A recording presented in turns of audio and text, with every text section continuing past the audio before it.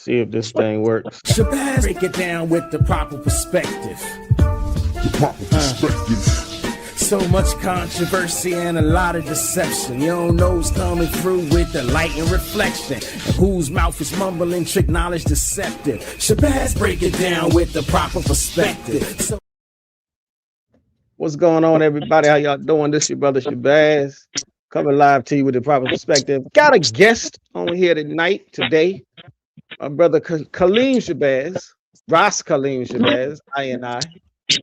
We just gonna have a little conversation. Yeah, go ahead. Might wanna, if you can, move your camera a little bit to the side so they can see you. There you go. That's a little bit better. Hopefully, some people will join in. Let me see if I can find all of the stuff I need to find. Let me see. Okay. So maybe we will see if anybody comes along. The link is in the chat if they do, and then we'll see if they got anything positive to say or whatnot. But the question that the brother brought up to me, and I figured let's try to have a public conversation about it. What's the one organization that Black people, and by Black people, what we mean right now is Black Americans, should be supporting, joining, or is there an organization that we need to create that will do the right work, do the work that's needed? So that's the question we have. Like I said, hopefully this will be an interesting dialogue. Hopefully some other people will jump in here. We didn't do any planning, so we didn't like popularize it or promote it or anything like that. This just going live on the fly, so to speak. So what's going on, Kaleem? What's going on? What you think? What's your first position on this? Yo, we got a lot of different people, a lot of different organizations. We realize that the diasporic African community is not a monolith, and in America we are very diverse. So we realize we have two different coasts. We have down south, we have Midwest, so we have a lot of different culture. So we realize one organization is not going to fit everybody 100%. So we realize we got to have an organization that meets your needs in your particular region where you be at, so we can address your problems to make sure they get solved. You know what I mean? We realize vision plus commitment equals success. So as we try to solve our problems, we join organizations because unity is strength. As we start to move as one, we start to see how easy it is to overcome obstacles. Teamwork makes the dream work. You see me? Did you freeze? I'm not sure. Okay, I got you. So I feel you there. We definitely, a lot of people like to say that Black people are a monolith, and we are not. And then you have, there's this conversation as to whether or not we should be a monolith. And so there's this, politically speaking, culturally speaking, are we or should we be a monolith? Should we be voting as a monolith? Either way, I mean, there's pros and cons to both sides of the coin. But there really needs to be I think the idea is, or at least part of my idea is, it's kind of hard for me to say, or it's kind of hard for me to agree with the idea of everybody joining one organization. It's hard for me to get behind that. And now I can get behind the idea of everybody should join some organization, or everybody should try to join some organization. You'll have some people that honestly work better outside of organization. But I don't, but I don't say that in a way to promote like the chaos agents. I think you're much better. Like, I think it's much better if you join an organization so that you don't become a chaos agent. Yeah, I think that's important that we join organizations. I agree with you 100%. To realize everything works better when organized. We realize that organized crime makes a lot more money and is a lot more profitable than crime that's just diverse. You got to realize that when you have your schoolwork organized, you get better marks. Everything works better with an organization. If you want to accomplish certain tasks, we need to be organized. So let us organize our minds to win.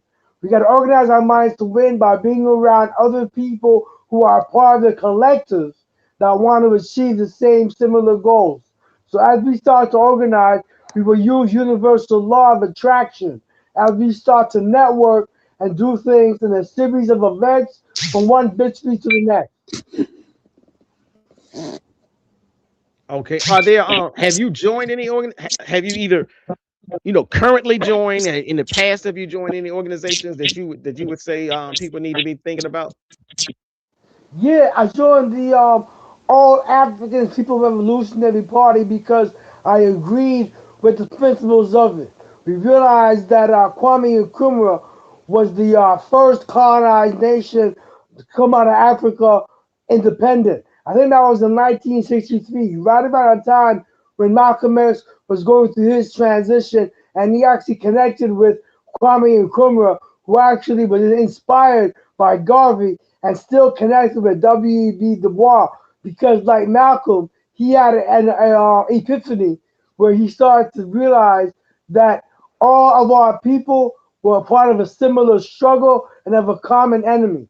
So the same way how he could be friends with Du Bois and Garvey, is the same when Malcolm came back from Mecca and started to realize things on a global level as a Pan-Africanist, that he could be strategizing with Martin Luther King as well as any strong Pan-African force that existed in order for us to make things better, for our living conditions need to be fixed. Okay. Um so what do you say about the people that say some people say Pan-Africanism is dead and it hadn't done us any good, and why we need to be working with them people? Well, nothing is really dead. I'm not sure I can say Pan Africanism is dead. Maybe in some parts of the world, the connection to Pan Africanism might have tapered off a bit, but we realize that Ibrahim Toure is a Pan Africanist, as is Julius Malema. So we realize that we have African leaders that are in the Sahel that have the idea of a united Africa. Mark Muammar Gaddafi was a Pan Africanist, and he just transitioned less than 20 years ago. So the movement is still strong, unless it died in 20 years with Muammar Gaddafi. I'm not sure that he's the face of Pan Africanism, but he certainly is one of the characters and players in the game. Okay, now you said something earlier. You said I'm forgetting the name of the organization that you mentioned. The organization no. You said All African People's Party. I think it was something like Revolution, that. What was that? all Say again? African Revolutionary Party, my brother. All African All African People's Revolutionary Party. Okay, all right. Got you. Okay, so And Sekou Touré. right. Now, do you have any thoughts? Okay, so like, we've had this conversation a little bit. I'm gonna bring some stuff that you had just said before we went live. But I want to get your thoughts, because you started off saying like, what's my favorite organization? And I said I don't really have a favorite one. So you mentioned the Nation of Islam. And I wanted to know, if you care to share that. If not, then we'll just move on. But you mentioned Nation of Islam, and obviously we both got the name from that environment and those teachings. But I wouldn't necessarily say that would be the organization that everybody should support or join or anything like that.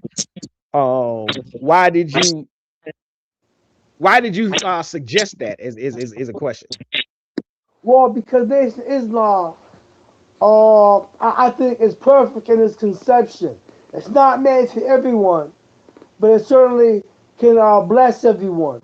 we realized that all the strategies that were presented by Master Fard Muhammad, peace be unto him, to Honorable Elijah Muhammad, peace be unto him as well, as he taught Brother Malcolm X or Malik Shabazz, peace also be unto him, and also taught a whole other host of African American leaders who wanted to really uplift our people.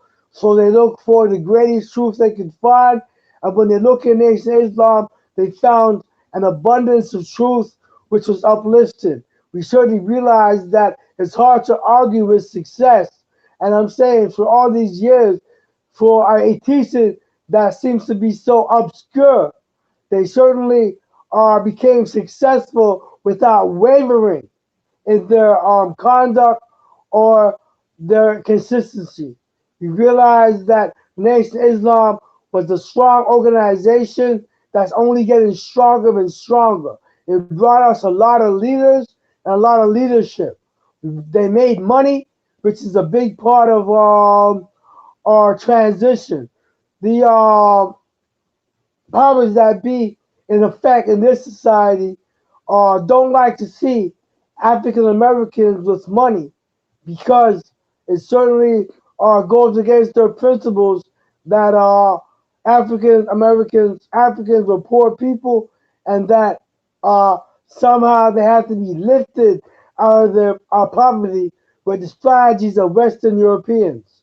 The strategies of the Elijah Muhammad as given by Master Fard Muhammad certainly uplifted the African people, African American people who are Muslim now and have rejected a lot of the values that were forced upon African diaspora, African people in order for them to give them a new life of abundance of both knowledge and material affluence. Okay. So so why do you think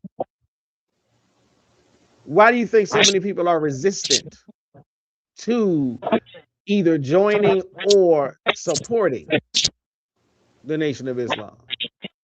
I'm not. Or I'm maybe not I'm sure. wrong. Do you think people are resistant to it? I'm not sure people are resistant to supporting the Nation of Islam as much as they might be resistant to joining the Nation of Islam. For we certainly realize that joining takes commitment, and a lot of people realize that the strict discipline of the Nation of Islam doesn't allow for a lot of the tomfoolery that exists within inside colloquial society. Um, we certainly realize that Farrakhan gets support from the hip hop community, as does Malcolm X, and even to a lesser extent, um, Father Charles, who is of the 5% Nation, whose teachings originate from Master Fard Muhammad, as given to Honorable Elijah Muhammad. Who was that other person you mentioned? Charles Muhammad, Father Charles, whose Father Charles Allah, who was the leader of the 5% Nation of Islam, was once a part of the Nation of Islam and actually broke free because he was rebellious and our spirits actually guided him to be a little bit more militant in his outlook, but he still was adherent to a lot of the teachings and a lot of the knowledge that came from Master Fard Muhammad, peace be unto him. Okay. I never heard him called Father Charles. Yeah, I mean, in the You, 5% Nation, he was called that because he was looked upon you mean upon a fun. I mean, you in New York, we call people baby pop all the time because it's like we got a real pop dukes. But when we out in the street, sometimes you coming together like a family, and sometimes cats be holding on to you as if they your pop. You know what I mean? But like your baby pop, not like your authentic original pop, but like your baby pop in the street, giving you all that knowledge so you can get to the next level. Okay, wait a minute then. All right, maybe I'm a little confused. I understand what you said about the pop part of it. I heard of Clarence 13X. I heard of Father Allah. I never heard of Father Charles. That's what I'm saying. So Right. I need to do some more research? I mean, maybe you could find. I mean, um, that that's just a term. People who are familiar with Father Willard Charles, but realize that the 5% Nation really needs to organize itself. When we're talking about building organizations, we want organizations that actually supply some type of substance. The substance of Nation of Islam actually produce schools and actually produce shops and literature and books. We realize the Ansar Allah, which was another um, so-called black Muslim organization that actually work to uplift the people and actually had black businesses as well and bought black land. We realize the 5% Nation has not done any of these things. So they need to set their game up before feeling hardy about themselves, about accomplishing, because now we're in a time where people need to put up or shut up. Okay, that's pretty bold and direct. I think we have a troll in the chat room, and I don't know if you want to speak to that or not, but there's a troll who says Trump 2028, MAGA baby, love Trump. You want to speak on that, or you want to just let them stay on silent in the chat room? I mean, um, we take our comers, but not repeatedly. You see what I'm saying? We are not Right. afraid of any challenge. If it comes up more than once in repetition, that means this person possibly could have an agenda to disrupt. This person has a sincere curiosity. We will tell them that Trump's days are numbered and Trump is on the wrong side of justice. Just like the Confederacy and just like the Nazis, and now those who falsely embrace the American flag, trying to make America great for a select few, while the masses are coming together, like under the Obama situation, where the Obama administration actually coalesced the American people in order for us to enjoy some of the best times of our life without worrying about world wars or COVID, coronas, viruses are striking the people, inflicting the wrath of the Most High in the heavens. So what do you think about? I'm not sure if you saw the news, and so did you see the news? And if so, what do you think about the fact that Trump, the Trump administration, Trump's America, they went to the United Nations earlier this week on Monday, and there was a proclamation. A proclamation was brought to the floor to declare slavery as, I can't remember the exact terminology, but it was supposed to be slavery is the worst crime to ever occur in documented history, a crime against humanity, worst crime against humanity in documented history. And the idea was this was supposed to be like, at least let's at least get it on the record that all the world realizes. The same way that that the Ashkenazi in Europe said that they wanted it on the record that the Holocaust was, the worst thing to have happened at that particular time or whatever. So this proclamation was like, no, what happened to the Africans, what happened to Black Americans, Black Brazilians, Blacks in Jamaica, the transatlantic, so to speak, was the worst documented crime. And America said, no, we do not agree. We do not think that that was the worst thing to have ever happened. What do you think about that, especially in juxtaposition of somebody in the chat room saying, shout out to Trump? I mean, I've been looking at this situation for a while. I did see the news about the UN declaration. I understand that only three nations voted against it, One being the United States with permanent veto power. The other one being Israel, who was a partner in crime and all types of atrocities against humanity, and the other being Argentina, who just got a bailout loan from Trump. So we realize they're probably selling their vote in order for them to appease a colonial power that helped them out in a time of need. So we're not sure how sincere the sentiment is behind that, but we do understand that the vast majority of the world voted against and voted with this resolution. So it is just an aberration that does actually move in contrast or converse to the movement of the planet that is working towards a balance of energies in order for us to alleviate some of the pain that has happened. I think because of the precedents that are being set with financial um, gain to be exchanged, financial gain to be collected by the exchange of funds from a colonial power to the victims of slavery.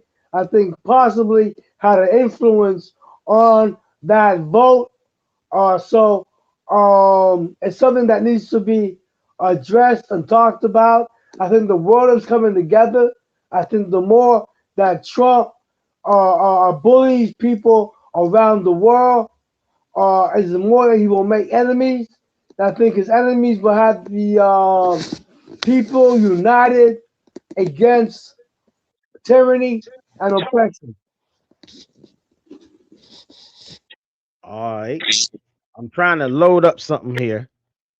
I'm trying to see. Uh-oh, what happened? Damn. I think we lost the feed. Yo, what happened? Shabazz, where you at? Kaleem, where you at? Kaleem, where you at? Let me see what happened. Let me see. Let me see if I can get Kaleem back. The link is in the chat if anybody else wants to come through. All right, he's back. Add to the stage. Okay, there you go. Got you back, bro. Yeah, you got cut for a sec, right? Say what? Yo, we got cut for a sec. Yeah, got cut. And I'm trying to see what's going on. There's some people in the chat that say my mic is not right, or there's some static going on. So I'm trying to see if I can fix that as well. But if you can still hear me, anybody, let me know if you hear the static when I'm talking, or only when Brother Kaleem is speaking. That's right. Because so again, I'm trying to remember where we were. Let me see if I'm gonna see what happens if I.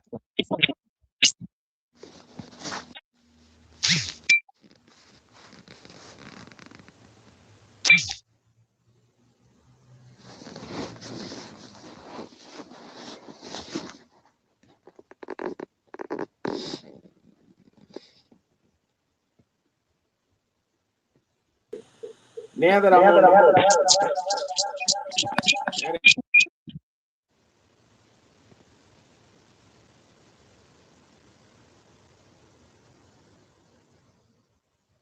back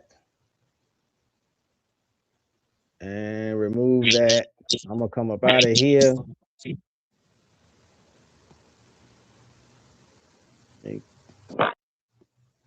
Kick that. All right, so all right. Well, we're gonna see what we can do. I have removed my mobile because that wasn't working.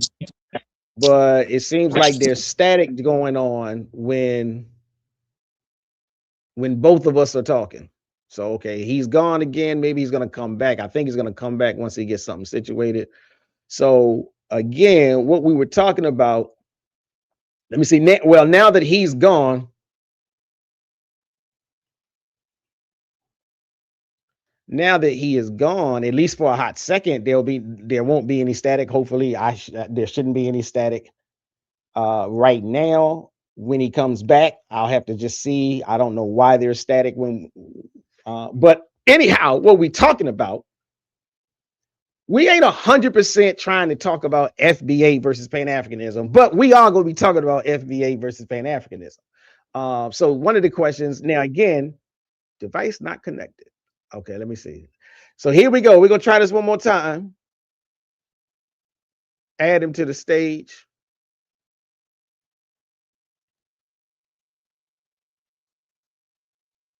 And if anybody else has a question or comment, and we can put it on the screen, or you can click the link that's in the chat, and you can at least try to get live and come live and get it going.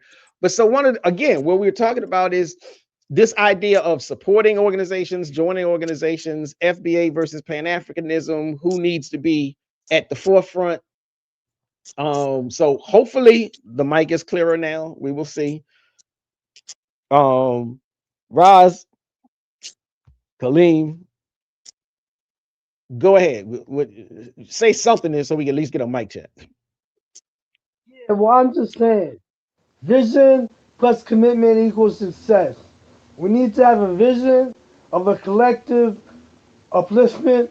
Once we start to have a collective vision, then things will fall into place because we will have unity. The power of unity is teamwork makes the dream work. We realize I is one. One is the foundation. One is the movement. One is power because it's one. I. Okay. I, word up. So like again, we still got the whole peace to Kevin, aka Mr. K. He says, greetings, Pan-African Terminator. The Pan-African Library is in the house. Hot damn. We might get it cracking tonight after all. Now we still got Goat in the house. Goat is still in the house, and he's trying to lambaste Democrats. But my question is, it's really strange that people try to lambaste the Democrats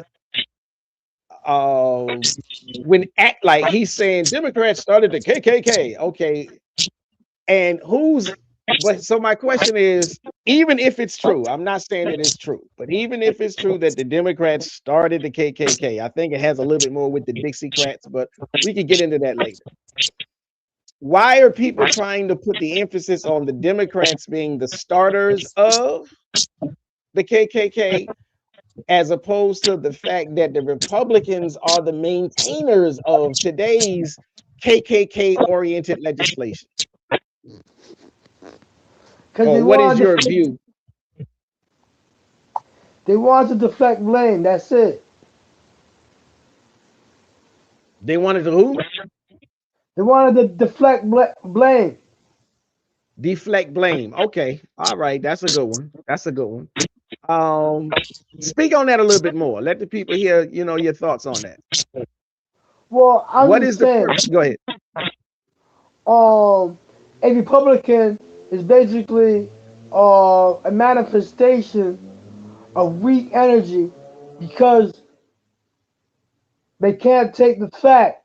Well, a Klansman rather, pardon me, not the Republican Party as a whole, but the power base of the Republican Party, which is the white racists who are sexist and homophobic and xenophobic because they don't like anybody but themselves as seen as the aristocracy, cream of the cream. I think it was Lyndon B. Johnson who said if you can convince even the lowest white man that he's above a black man, he'll empty his pockets for you. And I think that's what's happening right now.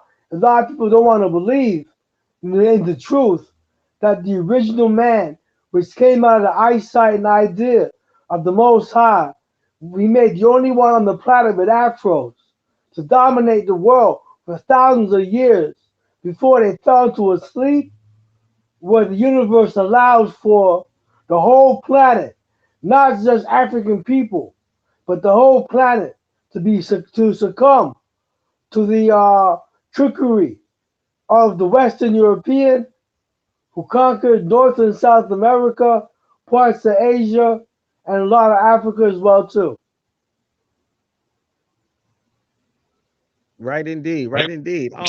This thing, I don't know how much more I'm gonna like I'm not sure I'm gonna continue entertaining the troll named Goat that's in the chat room.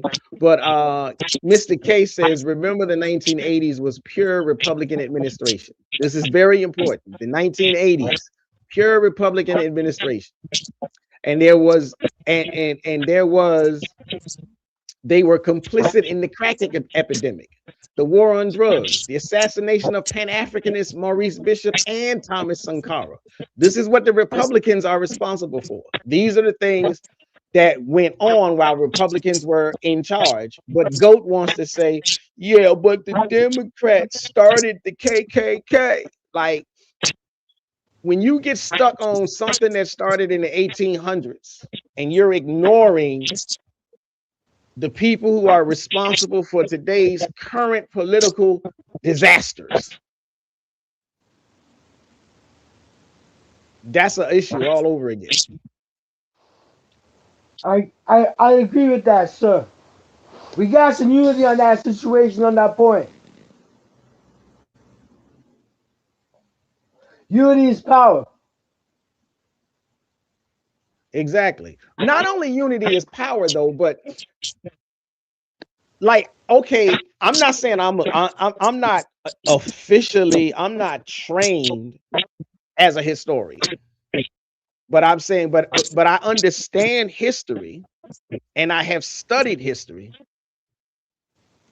And so I'm saying, when you get stuck in a historical reference, you get stuck in a historical frame, like Goat seems to be.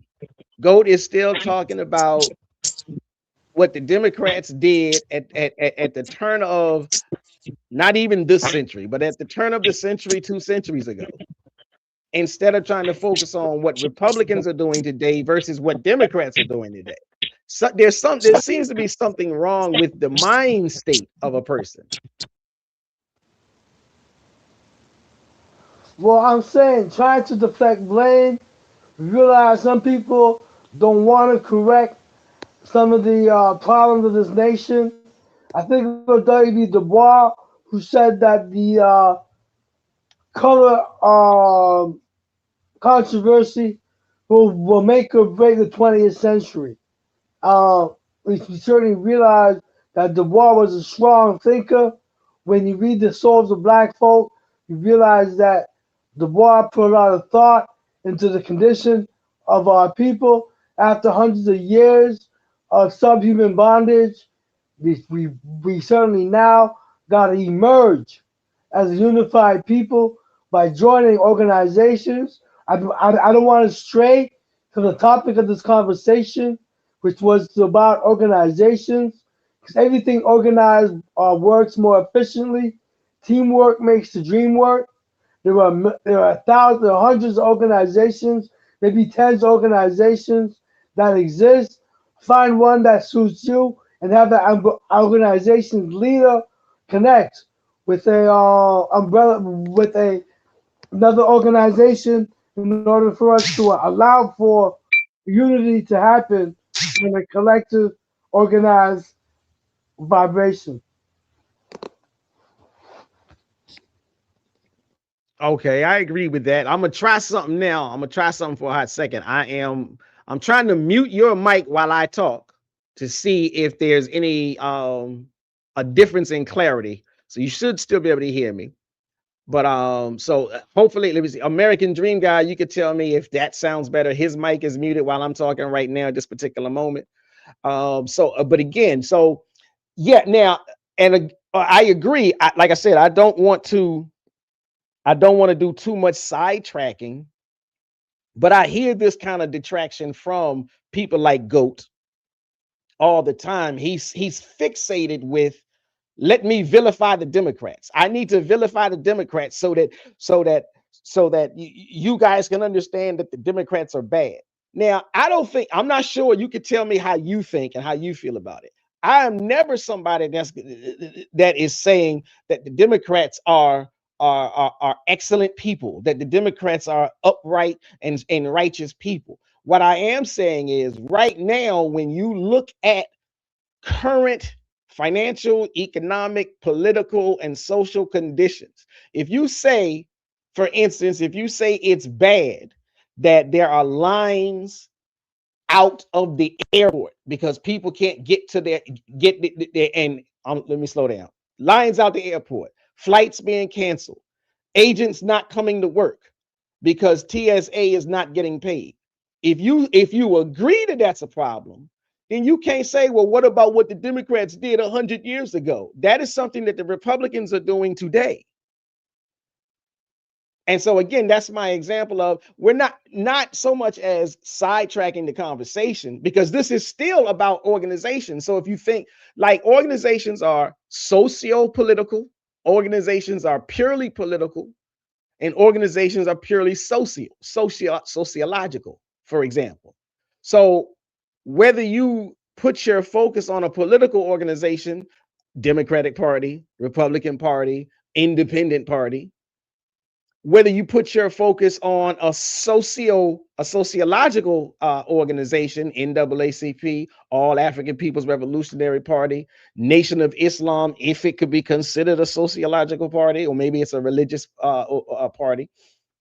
Either way, that you're still committing yourself to doing some work with a goal, as opposed to simply jumping in chat rooms like GOAT and saying, hey, I'm a literal genius, bro. Yeah, we believe you. But okay, now I'm gonna unmute your mic and let you go, because I think they're saying that the stream is clearer when there's only one mic live. I mean, we definitely chopping it up. I mean, that's important. We need a larger audience. More people need to get involved in conversations such as these. In the 1920s, we had great conversation. We realized it was the era of Sugar Hill. It was the era of the Harlem Renaissance.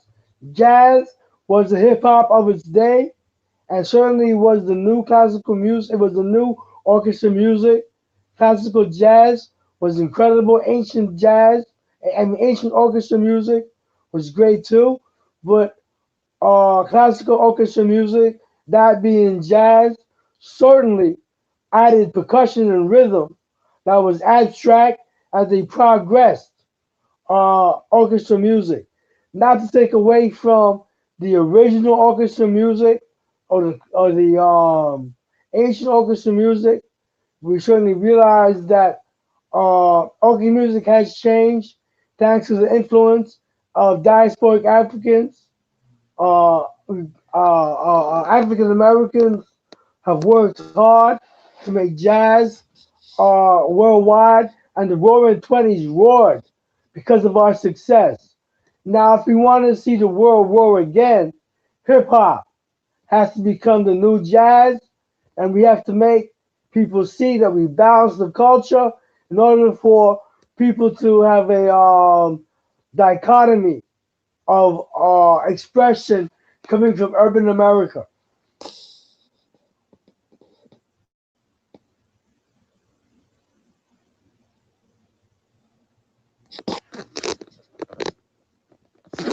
I got to get this straight. I got to remember this. Okay, so now we're going back to the one mic rule. Okay, so now, all right, I like what you said a little bit about maybe, if I'm hearing it correctly, in infusing the work, so to speak, like bringing politics into hip hop. Hip hop became the new jazz. Um, but okay, now I'm gonna ask you this question in sincerity, and I want you to think about it and give me an answer. I kind of know what your answer is, but I want you to rethink it before you get into it. So I'm like, can hip hop really be used, politically speaking, um to forge a movement, to forge a political organization and effect change? Or is it just or is it just more wishful thinking? That's my question for you. Everything is wishful thinking without effort. Vision plus commitment equals success. Once we create a vision, we got to commit to it. A lot of people are not organizing their commitment to actually see hip hop take the next step. Whether that next step go from videos to movies, or whether that next step go from conscious hip hop, woke hip hop, to our political party and being active in making change, as opposed to asking those who are in positions of power to make key decisions which affect us. We need to put ourselves in key decision making places in order to make key decisions which affect our lives and represent us as a people.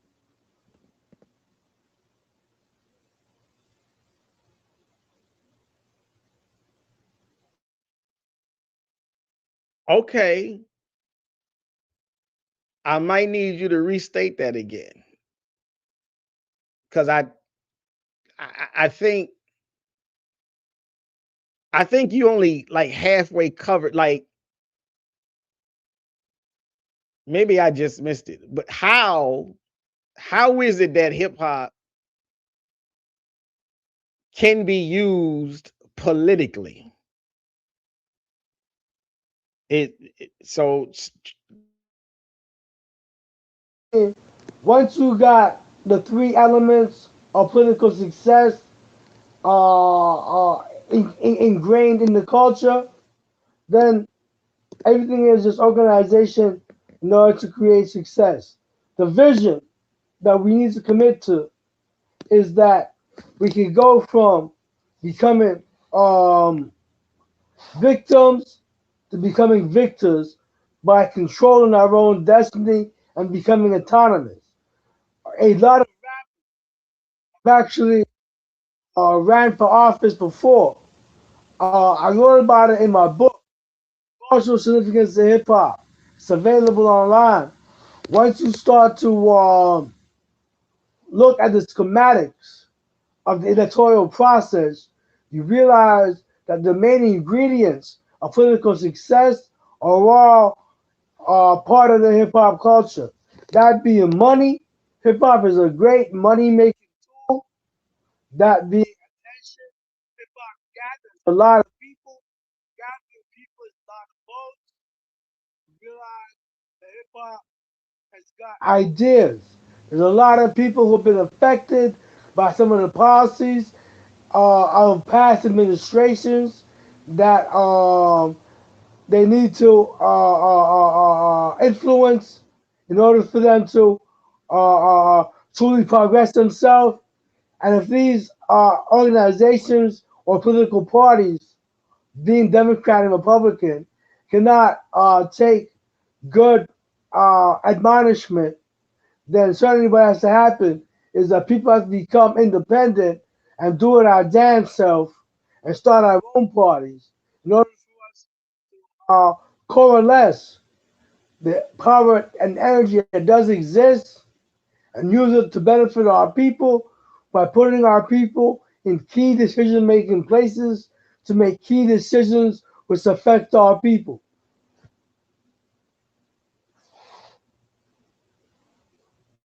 okay, and I'm flipping back with this mic thing, but hold on. So let me read a couple of comments because Mr. K says yes, hip hop can be used. So he's riding alongside what you're saying. Hip hop can be used just like how reggae was used for Jamaica before the dancehall slackness kicked in. And maybe that's the reason why I'm asking the question like from a negative sounding disposition. So the dancehall slackness kicked in Jamaica, and that sort of began to drift away. The reggae political influence, and I think, like, whether you call it gangster hip hop, trap music hip hop, whatever it is, the kind of hip hop that came about after the golden era of consciousness, I see it as the kind of hip hop that came in and created the slackness in political organization or political spirit, if nothing else. But Yes, sir. Yes, sir. You certainly have raised some good points. I see that we are in harmony. We certainly realize this is a movement which is metaphysical, which means beyond the physical. We certainly see that everything has a dichotomy. So as we see that we don't want to have one replace the other, but we want to have a true, accurate depiction of life that pop music won't bring, as they try to sugarcoat culture to give people an illusion and a false understanding of what life is supposed to be. So we realize that the dichotomy of hip hop certainly allows for the other side of hip hop, plus what has been marketed to us for so long as part of a conspiracy to dumb down the audience and have them become eviscerated in order for them not to achieve their true purpose on life as inspired by higher spirits and emotions. We realize that there's two sides of hip hop, there's two sides of reggae music, and hip hop and reggae music are certainly instrumental in the expression of diasporic African people, for they go hand in hand. Hip hop comes from many influences, as jazz music was just a bigger influence on hip hop as reggae was. So it's not one versus the other, it's one including the other. So we start to allow ourselves to become not divided and conquered, but unified and conquering. As we start to unify our people, we allow ourselves to express our culture as a, what's the word? Dynamic force, which is diverse. So as we start to use this diversity to attract many different types of energies and peoples, we become more powerful. So yes, the slackness in reggae music has been put forth by the powers that be, which I and I believe are influenced by the most low, the same way how the other side of hip hop and conscious reggae music is influenced by the most high. There's a battle going on for the consciousness of the people in order to have them led astray or led them to ascension. It comes a matter of time when we will pick which side we were on in order for us to pick our destiny and see if we can not allow for the forces of greed, sloth, violence, sex, lust, all types of slackness, sloth, and our negative emotion to become unbalanced with positive emotion, such as not hope, but vision, not greed, but confidence in money making, in order for us to become as wealthy and successful as our ancestors who paved the way through genetic memory for us to be as great as we are and to stand out in the crowd, for we are the next generation, the beginning and the end, as we are black to the future, using all types of expression to rebel against the conditioning which was put upon us by those who wish to rule us for 400 years and beyond, as they institute a new slavery, a second slavery with microchips and machines. okay, okay. Let me see. Let me go back with this one mic thing again. So I'm not sure if you can you see the comments that are being made? Because again, I do want to focus on the organization thing. And like I said, maybe I'm trying to broaden the base about what an organization is. So like I said, usually when you and I have a conversations like this, we talk about, well, I'm not even sure that we ever really defined the organization. So I'm like, okay, you got political organizations. So as far as I'm concerned, if people are out in the streets and they're joining the Democratic Party, to me, that's joining an organization.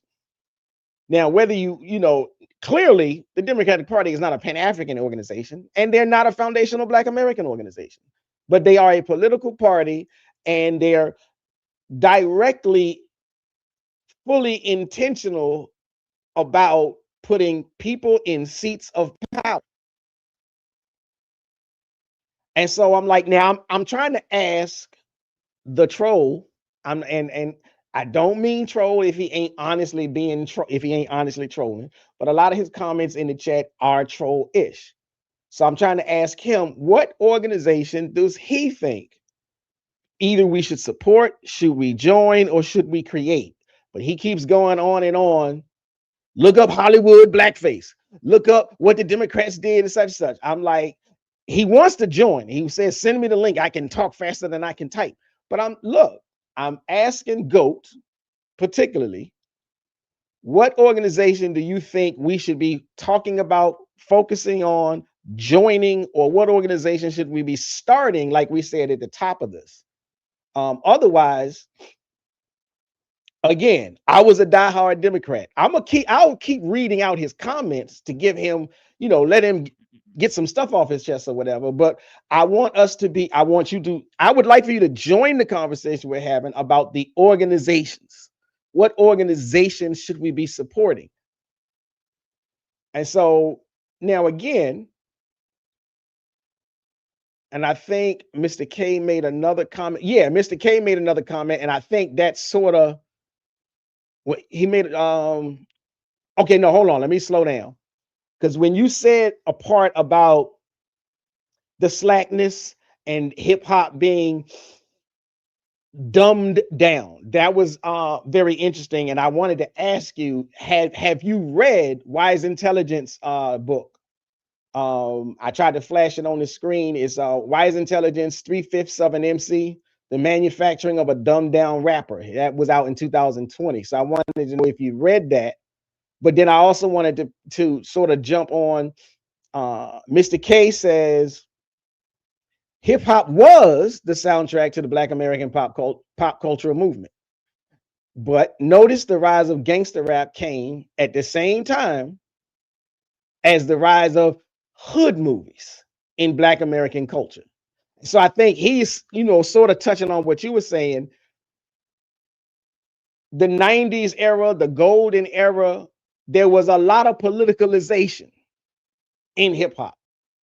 And then the gangster rap, the hood movies came, and the political awareness started to get backburnered. And I think that speaks to why Wise Intelligent wrote that book. But again, I'm gonna mute up and let you respond. Yo, we need to get other people involved in some of these conversations. I certainly love being the host and with the most to really show what we can really do when we progress with people. But I think we got to move as a collective and have a variety of ideas being expressed. Wise Intelligent ran for office. I suddenly realized that was Do It Easy. My bad. That was certainly the same crew of poor righteous teachers, of 5%ers that was certainly working to build some type of advancement, some type of collective movement of our people in some type of momentum to help these people move towards some type of goal. Vision plus commitment equals success. He wrote a book in 1920. I mean, in 2020. I think that you need to uh, advertise that and send me the link so I can see what's up with that. I wrote a book myself called The Cultural Significance of Hip Hop. I think a lot of people are realizing that in order for us to have a movement, we got to be a multifaceted dynamic, which means we got to hit them from a diverse perspective, which means artistically through music and art, that be movie, literature, but we got to have um, speakers. We gotta have organization. These are the things that propel us. We gotta have job creation and economics.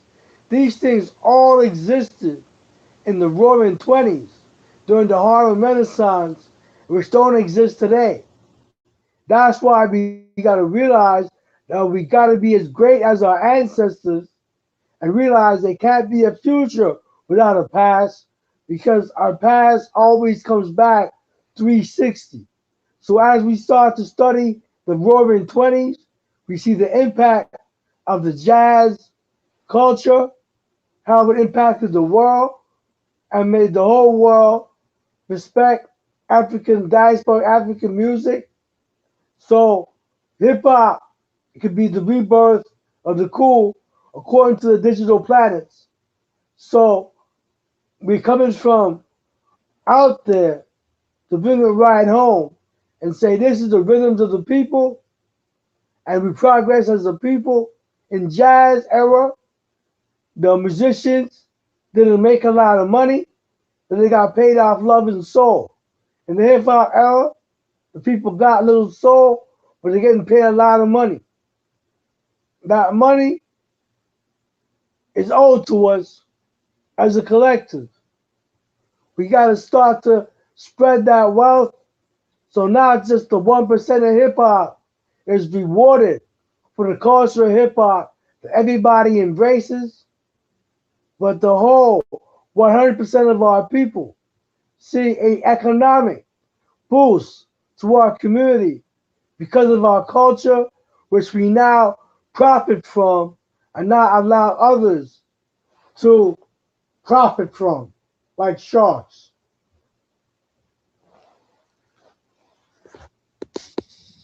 Okay. Let me see.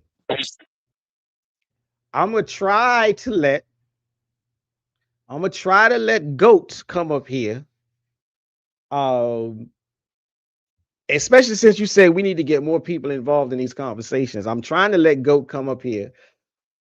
He's having a difficulty grasping the full breadth of this conversation, but he is trying to key in on supporting or not supporting Republican or Democrat. So I sent him the link, and and at least if he can stay focused long enough to explain that kind of an organization, then we'll let him up. But I don't know if he's even going to click on the link because I've sent it to him, um, and I don't see him. Like I don't have any notifications that he is receiving the link. The link is in the chat, people. It is in the chat, and it is also pinned to the top of the chat, and I have put it down. It's at the very bottom. It's the last thing that has been posted. So whether you are GOAT or if Mr. K or if American Dream Guy is still here or anybody else, if you wanted to come in and have a conversation about FBA versus Pan-Africanism, joining or not joining organizations, do we all have the same goals? Anything along those lines, then you can hit that link and I will let you in. Uh, right now, it still just seems like, okay, so politically speaking, like if he's not going to hit the link, then we can't force him to hit the link. But he definitely wants everybody to know. He says, "I'm trying to click on it." Okay, so I will wait to see if he's gonna show up. I still don't see a notice, which is odd. Well, which is odd if he's actually clicking it, because it's there. When you clicked on it, I got the notice and I let you in. But so far, he wants people to join. He wants people to support um, the Republican Party. Uh,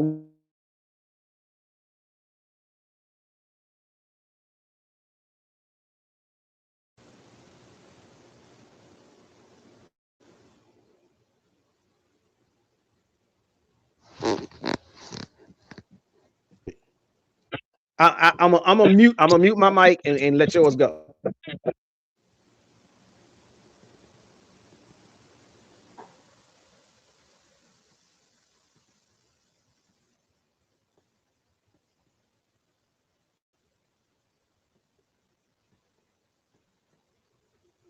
You got any thoughts on that? He wants us to support the Republican Party. Wow. I'm like hip hop party all the way, man. We need a third party. I mean, that serves progress. That's it. Okay, well, tell us a little bit more. Let me say it this way. Tell us some more about the hip hop party now. And I say that because I know a little bit about it because you and I have talked offline about this. But I'm pretty sure most people don't know about it. So tell us about the hip hop political party that you're talking about and any other iterations of it that might be floating out there somewhere. Now I'm going to mute.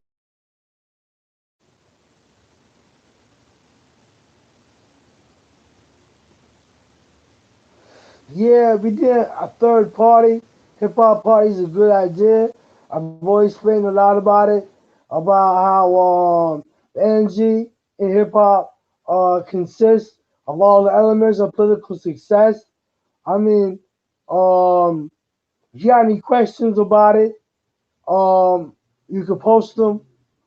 Hit my email at nextlevelflows@gmail.com, and we could talk, or you could ask your questions right here to see if you're willing to be a part of the future of America.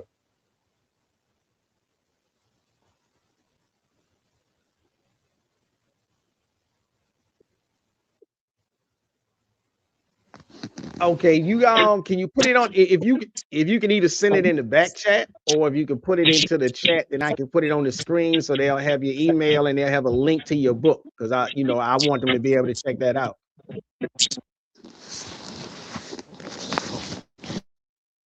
What we don't have so far still, Goat is not here.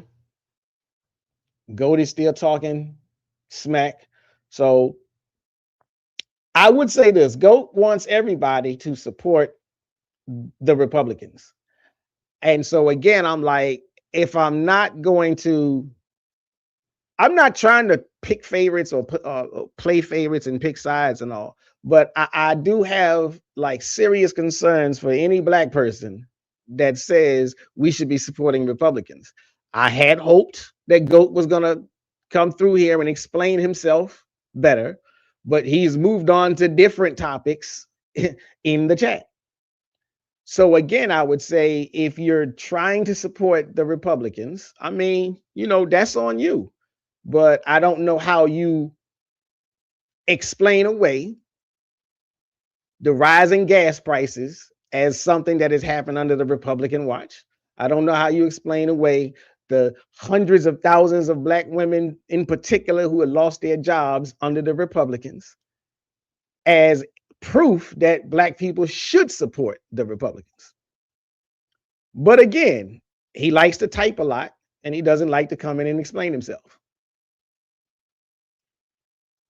Goat, I sent you the link. The link is in the chat. You click on the link and you should come on. Everybody else that has ever clicked that link, they came straight in and they were able to jump on. I don't know why it's not working for you, but I'm waiting. And I'm not too sure if the brother Shabazz is still here. His screen is frozen. But like I said, we just trying to air it out today. All right, see again. Now Kaleem has hit the link and he's back. So Goat, if you hit the link, you get pulled right into this thing. No, the link is right here. I just put it under. It's a StreamYard link, bro. Okay, and it won't even let me do it again because I done put it in here so many times. But the link is pinned to the top of the chat. So if you go to the top of the chat, you will see the link.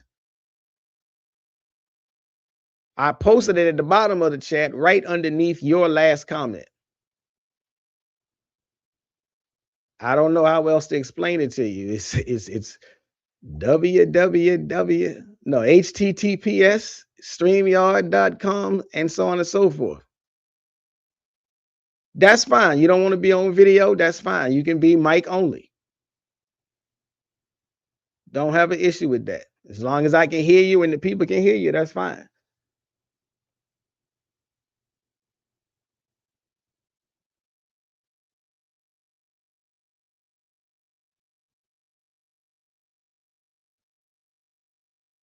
Still nothing. Okay, well, we will see. Hopefully, hopefully Kaleem will get back to us with the links to his book.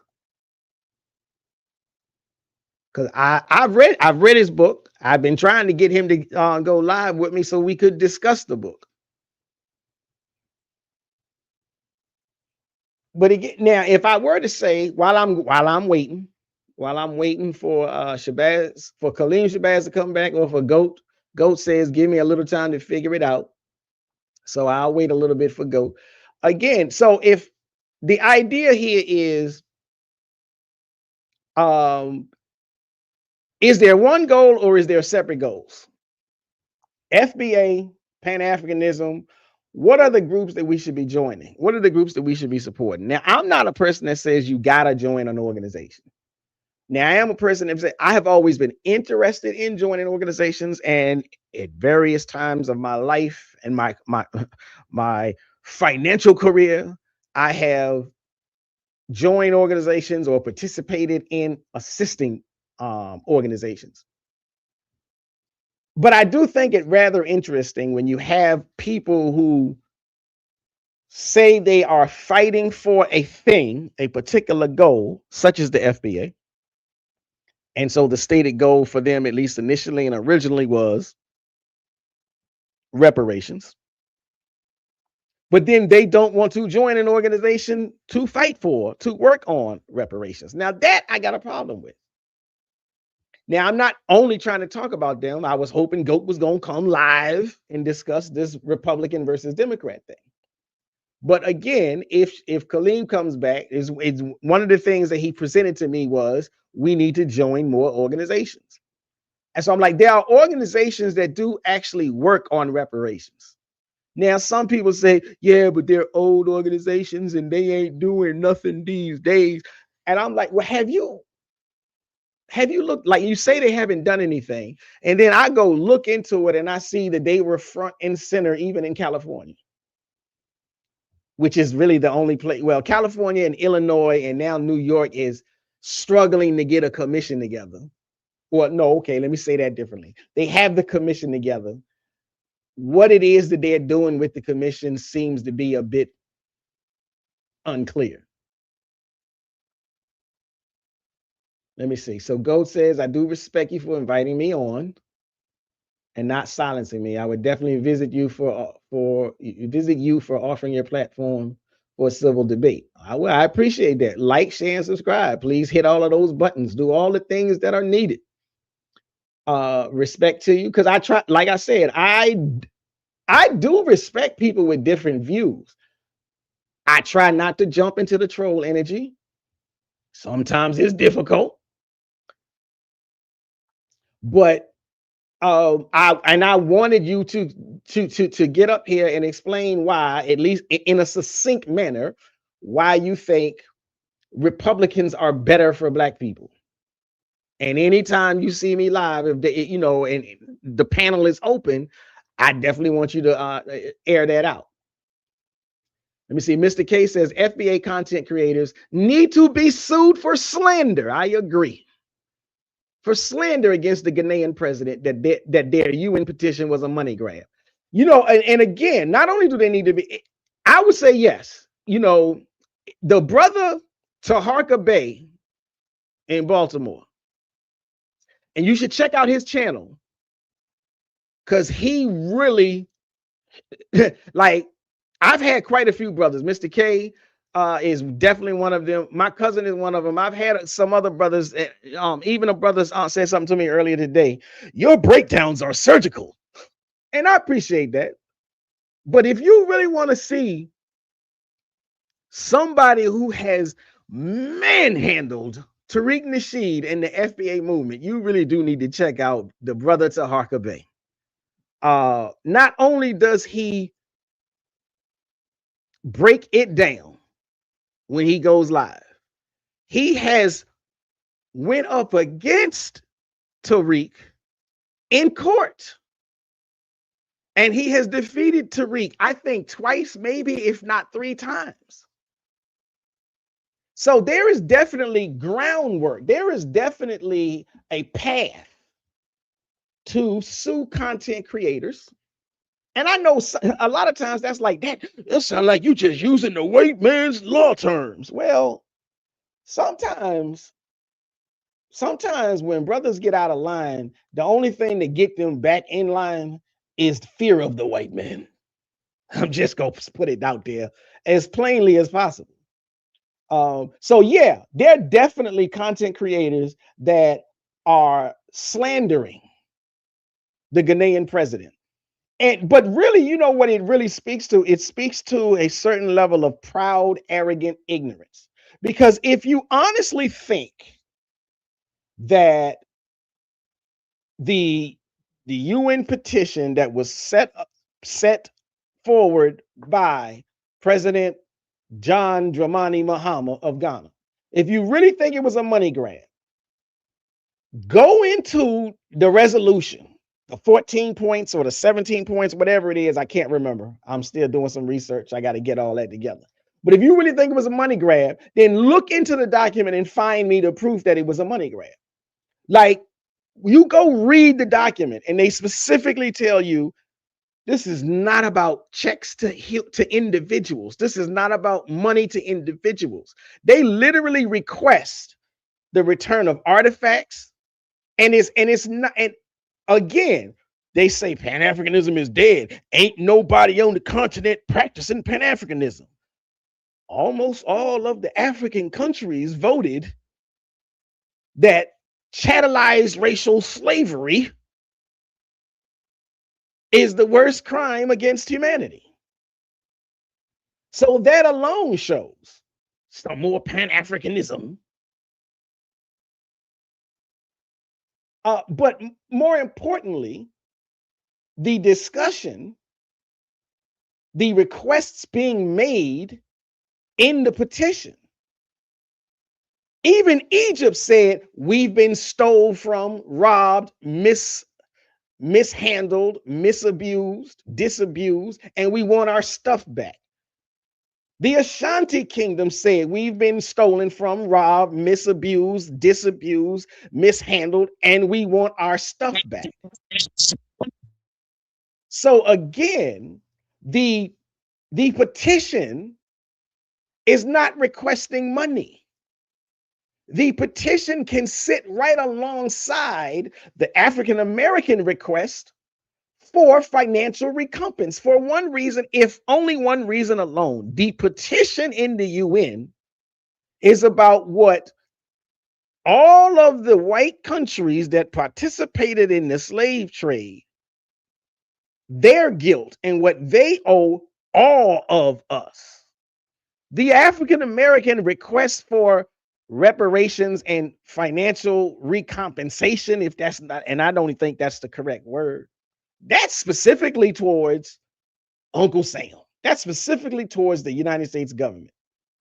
So if you have a bone to pick, you don't have a bone to pick with the president of Ghana.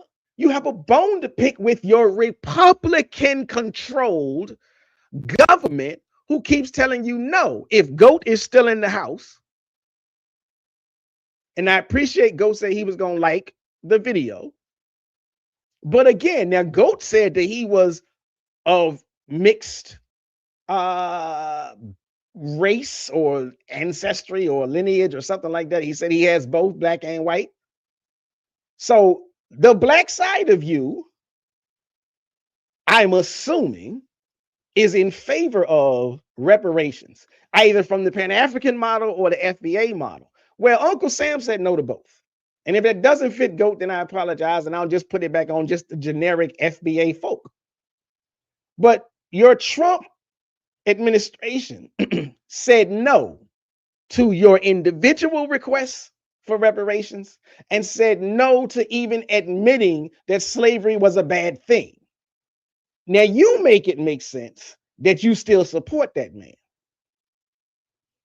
Now, Mr. K says those FBAs who hackled at the Ghanaian president should have been arrested for disturbing the peace. You know, I tend to agree.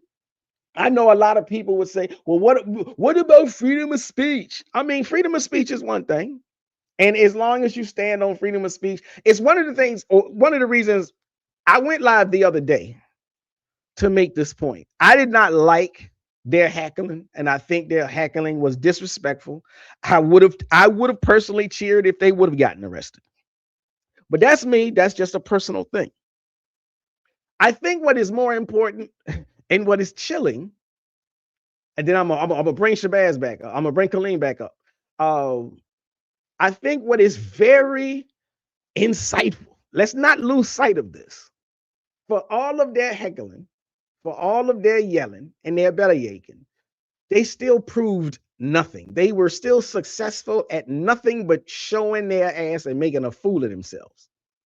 Because the speech went on, there was very minimal, if any, pause to the attempt at disruption. The vote was still held, and the whole world, 123 nations, sided with that pro-black, that Pan-African resolution. Now I'm gonna bring Shabazz up. I'm assuming you heard at least some of what I.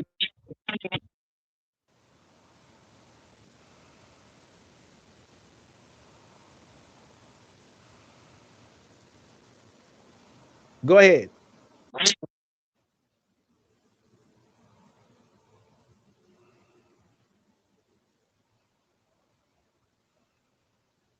You still there, Shabazz? Clean.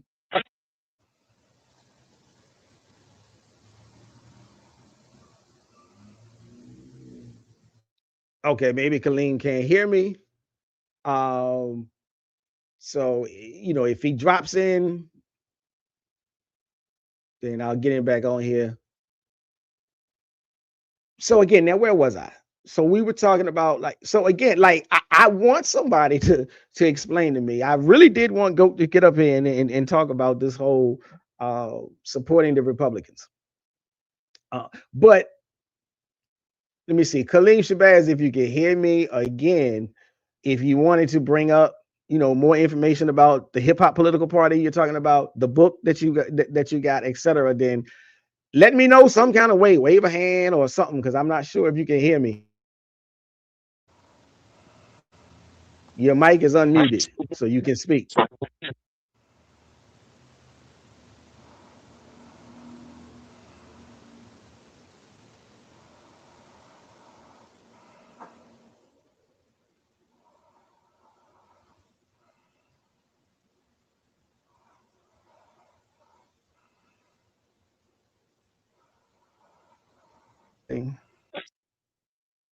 Okay, so we're not getting any sound from Kaleem, so he just visually here. That's fine. Let me go back to, let me see, what was I? So we were talking about FBA versus Pan-Africanism. Let me see. So Mr. K says, let me put that throw that on the screen. That FBA stunt was not a protest. It was a stalking and harassment because the heckling was full of threats and abuse. I didn't realize that part. Mr. K, do you have, you got links? You got links to video? I wanted to be, that was one of the things I was going to look up. I did see that.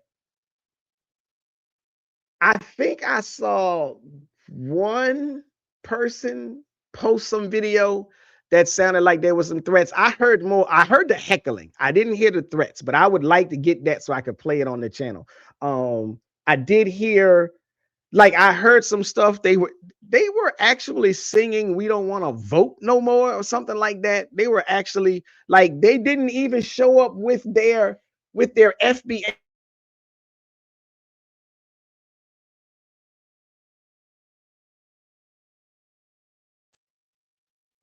And so I'm like, are you abandoning the mission? You're not even here with your own flag anymore? But if you got any links, then please let me know. Send those to me so I can add that to what I'm gonna review.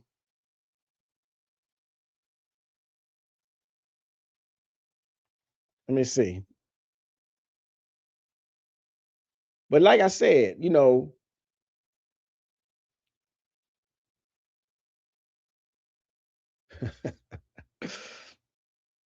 okay, Mr. K. Mr. K says they accused the Ghanaian president for casting a voodoo curse.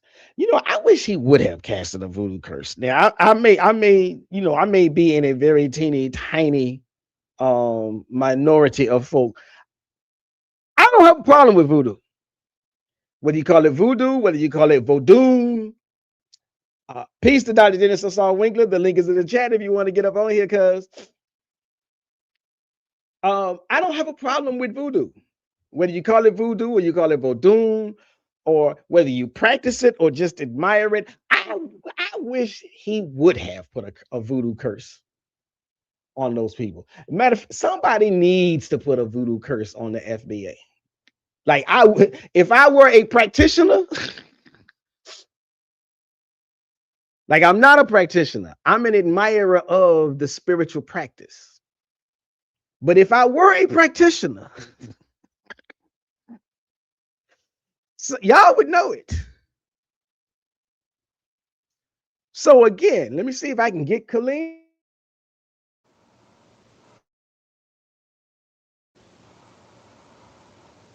Kaleem, are you woke or asleep?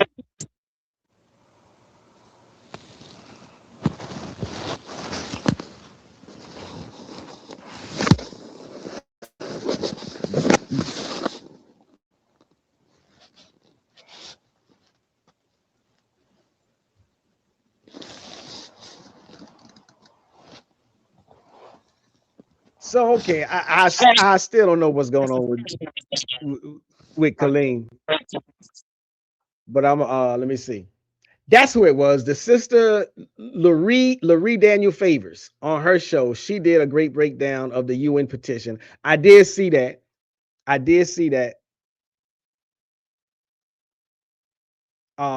saw a couple of pieces of that. And peace to Dr. Dennis Assault Winkler. So again, for real, we just freestyling here today, ladies and gentlemen. So, like, even though I got the topic FBA, Pan-Africanism, one goal versus separate goals, that's one of the questions. One of the other questions was, should we be joining organizations that are currently out there, or should we be creating some new organizations? That's the other topic. Let me see if you ready to rock and roll, bro? Yeah, hip hop though, right? Yeah, I was saying, tell us more about the hip hop political organization. We spoke on that. Who else is on the chat? Well, Goat said he can't come live, or he wasn't gonna just do it or something like that. He didn't understand. There's something with the links, and he just couldn't figure it out. So I was hoping you were gonna at least. Did you get like a link to your book and whatnot, so we could put that in there so people can get it?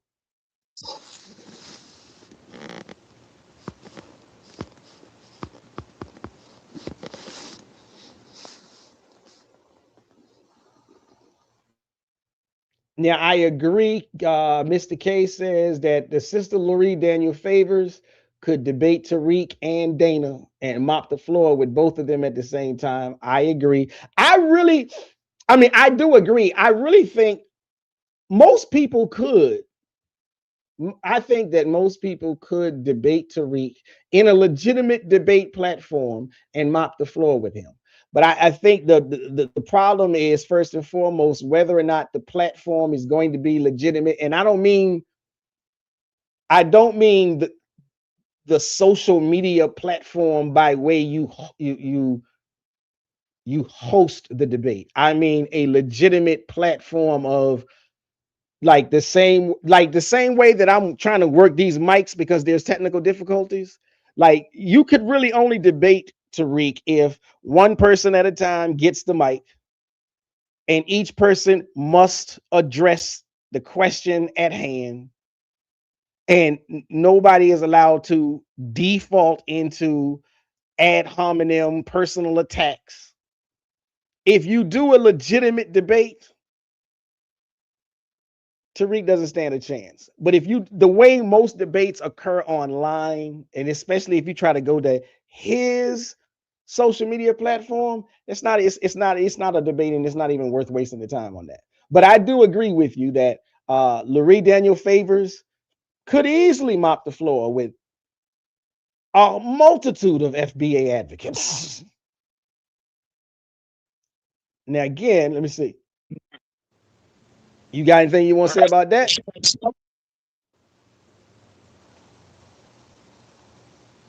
Clean? Yeah, Go ahead. I'm sitting there waiting for other parties to be involved. I realize that it's Willie Lynch syndrome, that the spirits have guided us to not speak in multiples of more than two, because that's the culture many have been conditioned to follow, and I think that applies beyond uh, those impacted by slavery to those who oppose the oppression of the colonialists and the capitalists as well. Oh, okay. Let me see.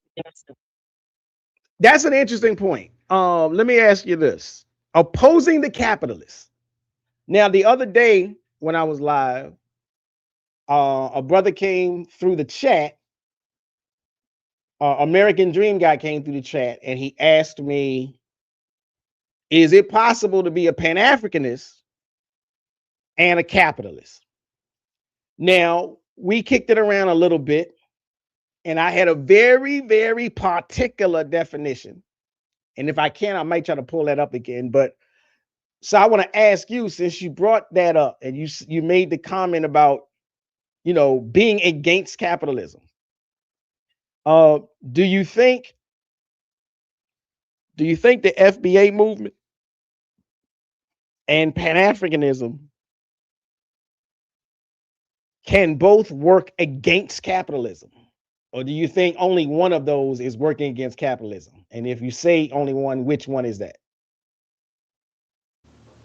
They But both I'm can a,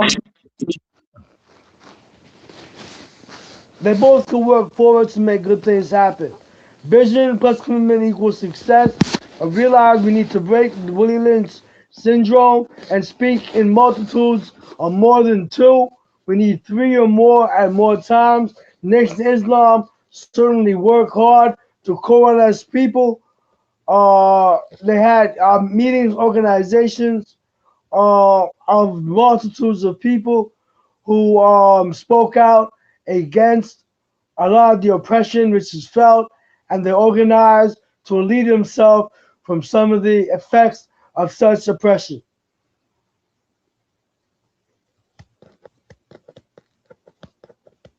okay. My delay is because I gotta click on these mics. But I hear you. Do you, like Mr. K says, in honest truth, though, some historical Pan-Africanists were capitalists or complacent towards capitalism.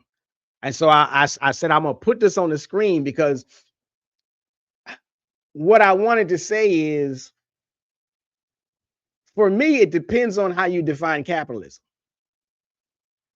Depending on how you define capitalism is how you can determine whether or not a Pan-Africanist can or could or should work within it or work against it, whether an FBA person could or should work within it or against it. Now, I'll say, I don't necessarily think that any FBA people are working against capitalism, no matter how you define it. But maybe that's for another time. But so even to Mr. K, and I hear your point about, I like what you said about there's a spirit of negativity, or I'm not sure if the negativity is the word you use, but there's a spirit that sort of chases to try to prevent 3 or more people from converging. And that's an interesting thing. And I'm not saying that that's untrue. I'm saying, eventually, like, we almost had it. So the spirit almost got defeated today because GOAT was going to try to come alive. But again, now Mr. K says, FBAs are wannabe blackface minstrel U.S. imperialists. I love the way Mr. K strings words together. But the reason I say that, like I said, American Dream guy came and asked me about, can a Pan-Africanist be a capitalist? And so to some extent, at least off memory, here's what I would say, or here's what I said.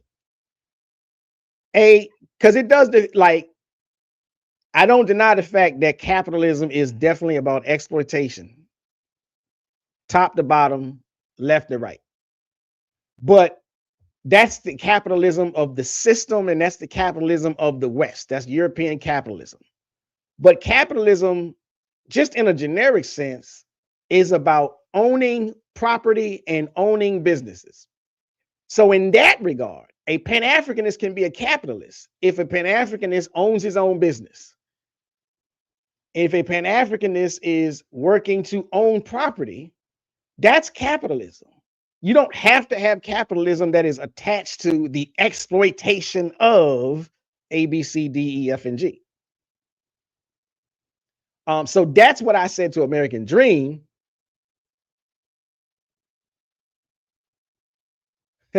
That's what I said to American Dream. And so I'm like, okay, so if you want to, if you want to, touch on that, piggyback on that, then go ahead and I'm gonna mute my mic.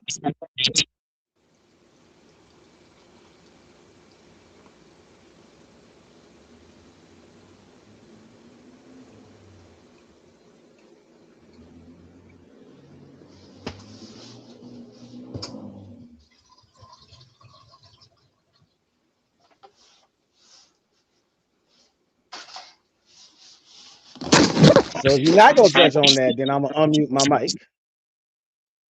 Let me see. So yes, cuz Dr. Dennis Assault Winkler, okay, so he's asking a question. He says, is my man saying he needs another person on to talk? Well, yeah, you kind of are saying that. You kind of saying, until you get a third person up here, you don't really, you ain't having a whole lot of responsiveness, at least, at this part of the game. You did have a little bit more at the beginning. But that's a question from Dr. Dennis Assault Winkler. Bob Cosmic comes through and he says FBA is the epitome of capitalism, but in coon face. And I think, well, okay, again, I understand the anti-FBA energy. I really do, trust me. But I have a hard time even calling them capitalists. In the generic sense of the word, like I gave a generic definition, or in the real hardcore sense of the word, they can't exploit anything because they don't own anything. But they are very strong on the coon face part of it. I would say that. Now, Dr. Dennis Assault Winkler says, Kwame Ture says,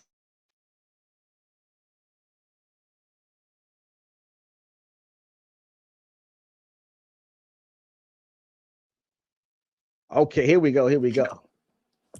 There we go. Dr.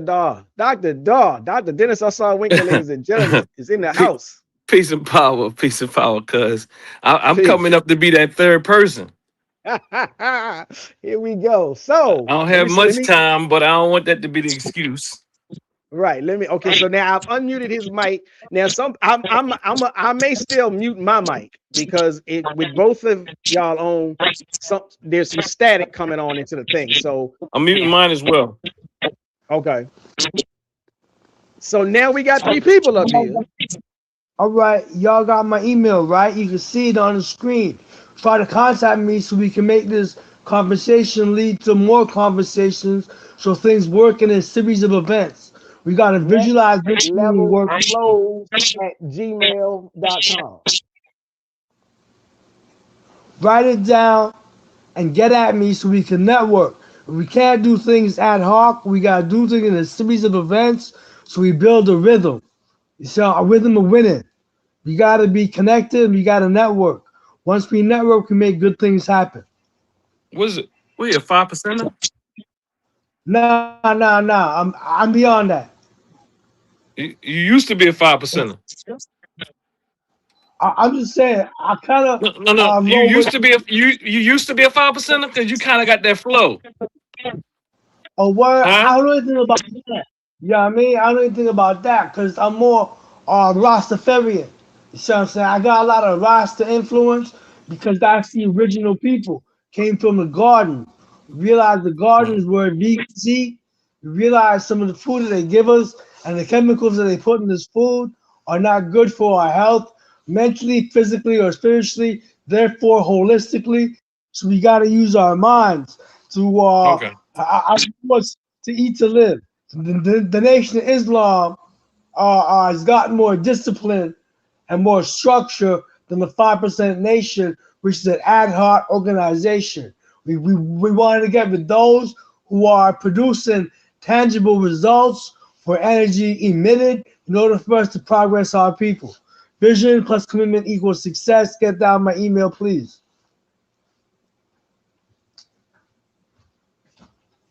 Have this conversation. Okay. You can go ahead, Dr. Dennis Ringler. Like I said, I got to keep mine muted or the static's going to Well, jump. I didn't have anything. I was coming on because I thought he needed a third person in the building. I don't even know what the topic is. I mean, but I know he got a he has some good philosophy going on. But what's Right. the conversation? Why did he come on? Well, the conversation is kind of I'm trying to keep it open, but I played with the title. So hold on a second.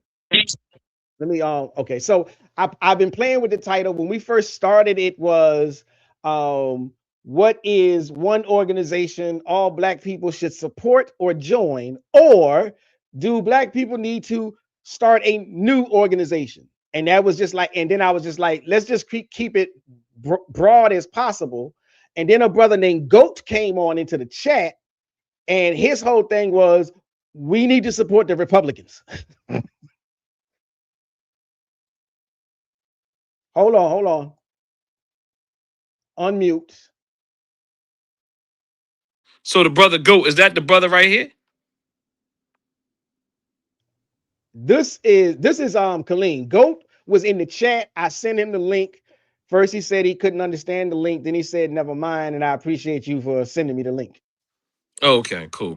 But he was very active. That's why I wanted him to come up here, because he was hardcore active about Black people supporting the Republican Party. Yeah. I mean, so the conversations about what is one organization. Well, one of the conversation points is what one of the organizations that Black people should join. Right. That's where we started. And then, Okay. Like I said, I wanted to keep it broad enough for anybody to come through. Okay. Because like Kaleem earlier mentioned all African parties, all African People's Revolutionary Party. And so he said a little bit about that. And then there was a brief conversation about the Nation of Islam. Mm-hmm. And so again, I honestly think that it really depends on where you are in the country, because it in different cities and in different regions, even national organizations don't necessarily have a footprint. Yeah, that makes sense to me. That's real talk, because there's even local organizations that are doing beautiful work in different places. Right. So that's now people in the chat are really getting into some conversations. American Dream guy had this to say. when you said when you made the comment about Kwame Ture, so you said Kwame Ture says there aren't any black capitalists as it has to do with control of the resources. American Dream just said that's crazy. Kwame Ture is crazy for saying that. Now I tried to ask him why. I'm not sure that he gave a response. My man, American Dream. He believes in a dream. That's why he said it. He ain't ready to wake up yet. That's my man for real. But he ain't ready to wake up. He got a piece of it. American Dream got a piece of it, but he a little bit more Peniel Joseph like. I mean, not Peniel Joseph, Thomas Sowell like. You know, I get it. Yeah. He's a little bit. I think he means well, but Mm-hmm. he has more of like that approach from that Thomas Sowell. Uh, I would never. Well, I think he might be more. I think he's probably genuine though. I'm not sure if Thomas Sowell might be genuine. I'm not sure. I don't. I haven't looked at him in a while. I haven't made that assessment. But somebody like Candace Owens, like I don't think Candace Owens is genuine, but she has a lot of that philosophy. Um, you have Yeah, people I like agree with that.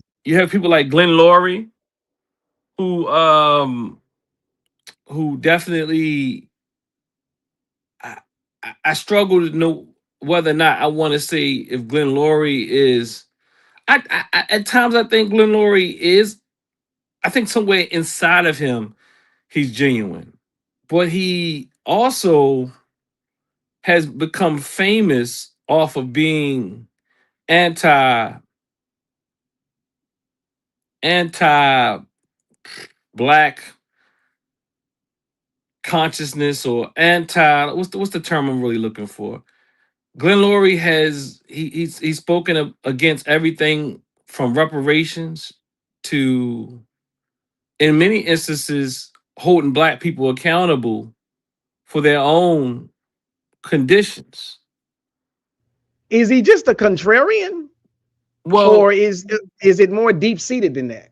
Well, I think that some people are very genuine. They think that we need to stop blaming white people. That's how they see it. And they think that waiting for reparations and waiting for people to do something for you is a poor approach. They feel like that it's that the culture is the problem. Mm-hmm. I wouldn't be surprised if my man American Dream doesn't also share that sentiment that the culture is the problem. They will say that black people in their culture is the problem. Um, but that is often a very white um let's say a white conservative right wing talking point. Whereas they would say that so in other words like in many ways, they say that's why we need to adopt and assimilate into American culture. They're Mm-hmm. saying that this culture and all that black stuff we talk about and all that African stuff we talk about, they said this is America, like the song. This is America. And Uh-huh. they say what created and made America the greatest place on this earth from their standpoint is that European culture. This is how they see it. And they said Right. we don't and so there should not be anyone coming over here bringing that black culture, that Latino culture, that whatever culture outside of the European culture that Mm-hmm. America and the United States is built on. And some people really believe that. In many ways, I would argue that FBA kind of buys into that rhetoric to some degree, but I don't even really trust that FBA really is real. I would say that people like Thomas Sowell is debatable for some of us, And I do know there's many people do, like a lot of African brothers and sisters come over here. They also, I mean, even us, there's a contingency of us that also agree with it. And I'm not going to say that there's nothing that those conservatives are saying. And I'm not going to say there's nothing that we can't learn from them, because if you really think about it, I think the difference between a Pan-Africanist or African Senate person is that we don't really agree with either side of that aisle completely for the most part. We believe Right. we can share some ideas from all the different sides. We don't fall Right. neatly into liberalism or conservatism. Right. Um, so I think that that is part of, I've been called a Democratic shield. I saw that. I'm like, you know, I saw that. so they apparently haven't been looking at me or really assessing me fairly. Hmm. But yeah, I think that yeah, there's a lot there. And I think people are lost on both sides if you feel that either wing of that bird is going to serve us. I do Right. understand why they're lost. I do see Hmm. why, because people are frustrated. I'm not sure if American Dream is saying anything because I can't see what's going on. I I I, He is. I I'm a tend when you tell me to, I keep reminding him that the link is in the chat. But when you tell me to, I'm gonna I read his tend to other believe comment. American Dream is a genuine person nonetheless. I Uh just think that he's American Dream. huh. Yeah, he said, I'm gonna go through some of these comments because he did make a response. Let me see. I asked him why, but at the same time, now Bob Cosmic came in and he's now because it's just all over the place. So Bob Cosmic said Tariq is definitely a capitalist. He exploits his fan base like a pimp puts his prostitutes on the strip. It's not pocket watching, it's stating cold facts. Okay, so I'm with you on that. Mr. K said he's talking about Goat and the stuff Goat was trying to say, because Goat was just all over the place. Mm-hmm. But he said Goat forgot about the atrocities from the pure Republican administration of the 80s. Because Goat was on here saying, we got no business trying to support the Democrats when they started the KKK back in way. But American Dream says, because he disagrees with your statements about Kwame Ture and capitalism, he says, too many Black-owned businesses to say that we don't control resources. He also says, woo, Thomas Sowell is a genius. Yeah, I picked up And he on. also, and he also says Ghana is a capitalist country like many African states. So how can Kwame say there are no Black capitalists? So Um, I Go think ahead. that what you said earlier, cause which was profound, and we need to revisit that. You said earlier, it depends on how one defines capitalism, and Exactly. I think that deserves being echoed. And what Hmm. and what my man American Dream is calling capitalism.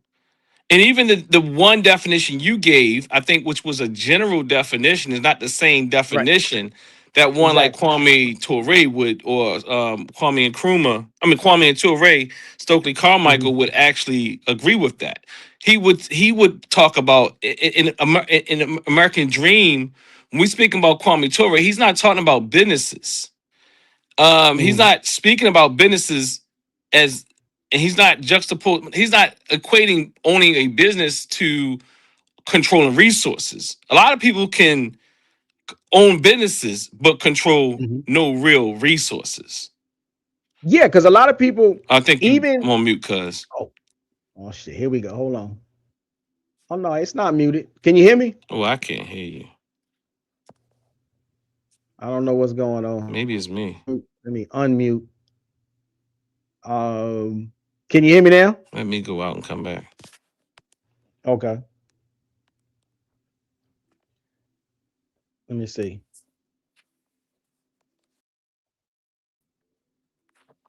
Can you hear me now? I don't know if that did anything different. How do I leave? Let me see. Mic check, mic check. Oh, my mic is still on, and I'm still getting bars. Can y'all hear me in the chat? Can you hear me? Okay. Kaleem is coming back. All right, Kaleem is back. I still got your mic on mute, but let me know when you're trying to come through. That way the static won't be here. And then I'll give it a minute before Dr. Dog comes back. Let me see.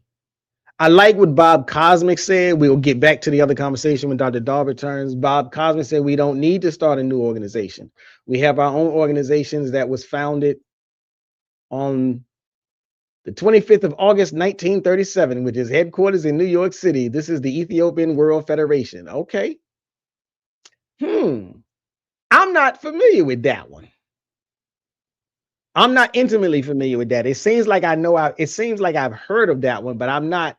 It's not drawing a full memory. Let me see. Can you hear me now? Are you back, I can cuz? I can hear you, yes, sir. Okay. So yeah, you were saying, oh no, yeah, the thing about you can have a business and still not control resources, like even in a very real practical way, like there's people who have restaurants. There's a guy I know who has a restaurant down the street, and you know, you show up like, I want to order such and such. Oh, we don't have that. Mm-hmm. And what do you mean? Well, we don't have, if they don't control those parts of the resources. So if his chicken truck doesn't show up, if his turkey truck doesn't show up, if his soda truck doesn't show up, hey, we ain't got that today. And at least to me, that's an example of you're not controlling the resources. You don't control the supply chain inside the system. Yeah, and it gets even more gross or grotesque than that. You can go all the way to Jamaica, where my dear brother's from, and they have resources on the land that they are not even in control of. Mm-hmm. Some outside forces telling them how to utilize and how they cannot utilize these resources. That you have Exactly. people, you have farmers, black farmers in the United States and other places. They say, no, we don't want you selling that crop. We'll even pay you not to sell those crops. So it's Exactly. like it's like it's like you know, other people, you can go to Africa and they can have all the resources in Africa, but not Mm-hmm. even have the not control them. Right. An outside entity controls them. That's now you talking about Kwame Ture. I mean, what's my dear brother in the Sahel states? Um, Um. Ibrahim Ah, Traore, Ibrahim right? Joy. Yeah. Yeah, Yes. like, Ibrahim Joy. and I think we have to look at it in context. Time, place, space when he's talking about people not controlling resources, right? Um, What's that time? What do you say? Time? What in space? I think I said time, space, place, or something like that. I don't know. I Okay. said Okay. Okay. something like Okay. that, right? So Uh, what I uh, mean by time, meaning that time period, when he was speaking about this, place meaning the country, that you're in, or the wherever you are, right? mhm. Place the same thing. But what I'm saying is, it is really essential to understand that Europeans, for the most part, control resources. Asians control resources. Let's say it's not Mhm. 100%. Well, we know African Americans don't control these resources Right. for sure. Black people, like we know, black people in America don't. It's not saying we don't control a thing, but overall, Uh-huh. there's no comparison. Right. One of the last week, well, maybe not last week. One of the lives I did prior, I kind of sort of like went deep into this whole the Pan-African ecosystem, and I was given all of these examples of, and it's still very small, but I was given examples of various black-owned companies or entities where that's exactly what they were trying to do. They were trying to control the full ecosystem. So it Mm-hmm. was like, like, um a brother, I think his name is David Robinson. I may have the first name wrong, but Mm-hmm. he is the son of the famous baseball player Robinson. He Mm-hmm. opened up a coffee thing in Tanzania, Mm-hmm. and he ships he works with the coffee farmers. He Mm-hmm. works with, or he tries to work with some, I want to say some black owned shipping, but I'm not necessarily sure it's entirely black owned. But he tries to get it shipped. He gets everything from Africa. He gets it shipped over here, and he gets the products onto stores. So that's just an example of, you know, without that full loop, Yeah. then yeah, you don't control the resources. Even if you got them in your Yeah. hand, Yeah. Absolutely. like South Africa is a good example where the farms are right there. They can look at the farms, Mm-hmm. Mm-hmm. but without permission from the legacy of apartheid powers, Like they Cuba. can't hardly touch the farms, let alone control how we organize it, how we sell it, who we sell it to.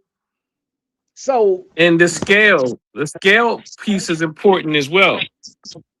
As Dr. uh-huh. Jared Ball and many others people speak about not having the ability to scale it because of the way that it's been oppressed, the way that you've been um like many places have been.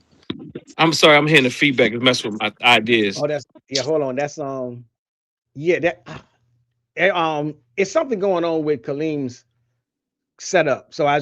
I try to mute his mic. Why does Kaleem keep coming in and giving us poems instead of talking and then bring all that noise with him? I'm just trying to figure that out. Like he comes in, he gives you a little rhyme, and then he goes back out and says, "Check my email." Like, what is he doing?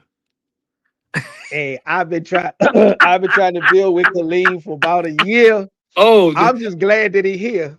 okay. You just had okay. That's enough for you. So nonetheless,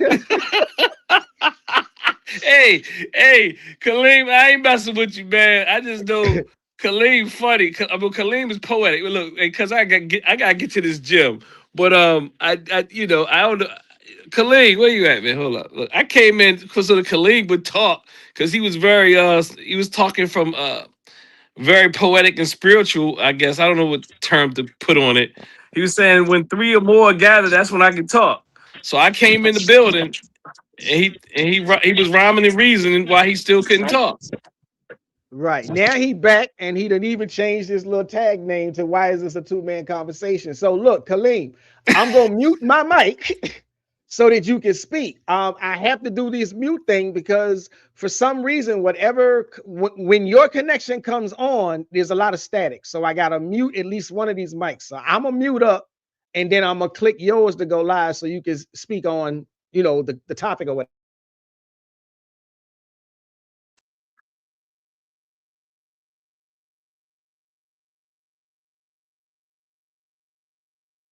Hey, I'm gonna listen to y'all in the back.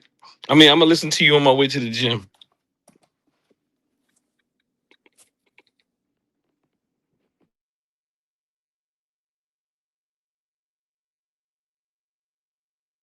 It is. Where homie about we need to have people.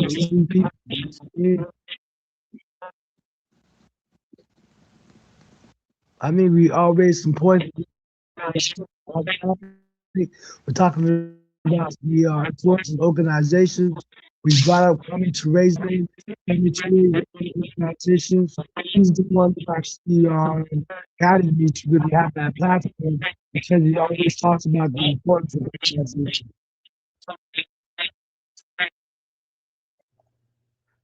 Okay, Kaleem, can you hear me? You're not coming through clearly.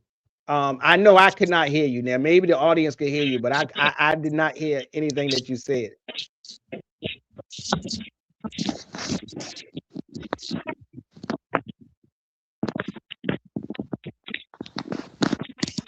What I'm gonna do is I'm gonna give you a second to try to fix your mic, and then I'm gonna read off some of these comments so we can keep the conversation going and whatnot. So we were talking about let me see. The last thing that I posted up in here was Bob Cosmic's conversation. Okay, now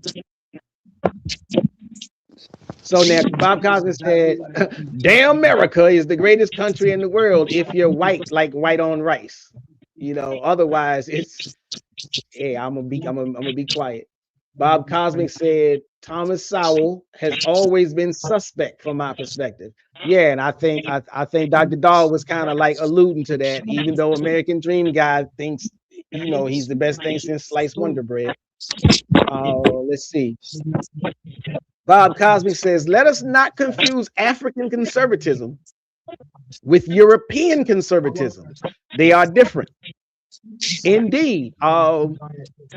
For one, African conservatism, now anybody can correct me if I'm wrong. I'm gonna try to focus this statement on just Black America, but I see Black America as an African existence anyhow. But African conservatism has a lot more to do with what some people might call religious ideals, religious morality, more so than it does with political legislation. Now, if I'm wrong or I'm stumbling and I'm saying that in a way that don't vibe with you, then you can let me know and I'll try to clean it up. But politically speaking, African Americans have not necessarily, like, we have no need to be conservative in an American political environment. Conservatism in an American political environment is the essence of the Ku Klux Klan and Christian white or white nationalist Christians and things of that nature. At least that's how I see it. I could be corrected. Yeah, that's what they believe, because they believe that Thomas Sowell believe is a part of the culture. So, and they believe that this is an innate aspect or mainstay as it pertains to Black and African culture.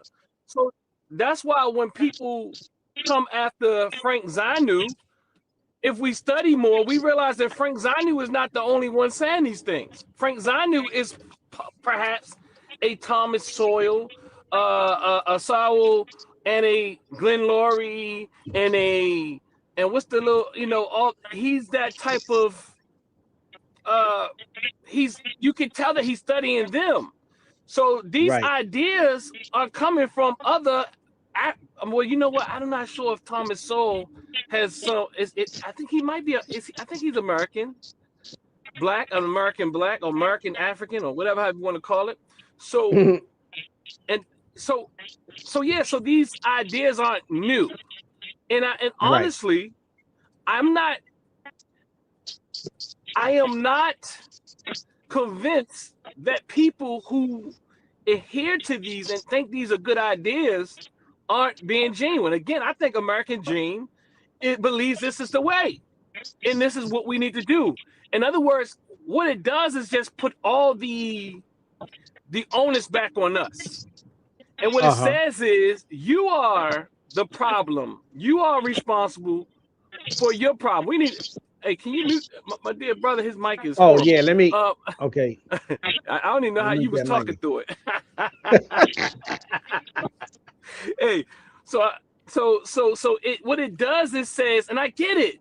What they're saying is, they think it's enough to say we need to do this and stop blaming it on the white man, because it is a fixture in your culture that makes you who you are, and you are in this country, in their mind, the greatest country in history, historically ever in history, and you're not taking advantage of it.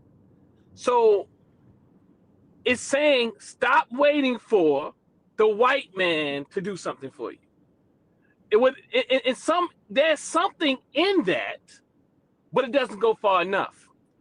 And it also it doesn't go far enough, and it doesn't have a good analysis, and it doesn't want to be honest many times about the idea that about what has happened to us.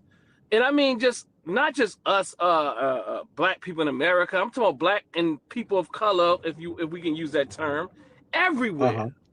And not just people of color. So what it would say is, what it does, it turns the idea, it turns the flaw, not the people who came in and conquered you. You were just doing your peaceful thing or whatever you were doing in your place in the world, and they came in with their backwards ideologies and said that we will conquer you and take your stuff. See, the blame doesn't go there. And even if they say, well, you know what, they did do this, but it's enough of blaming this on them, and they don't owe you anything. It's time for you to get yourself together. You know, I mean, this is maybe a crude version of what is being what people like that will say, but that is what they believe. Right. And you know, I imagine Tommy, what's my name? My dear brother, American Dream, believes something similar or something close, or you know, might not be 100% accurate.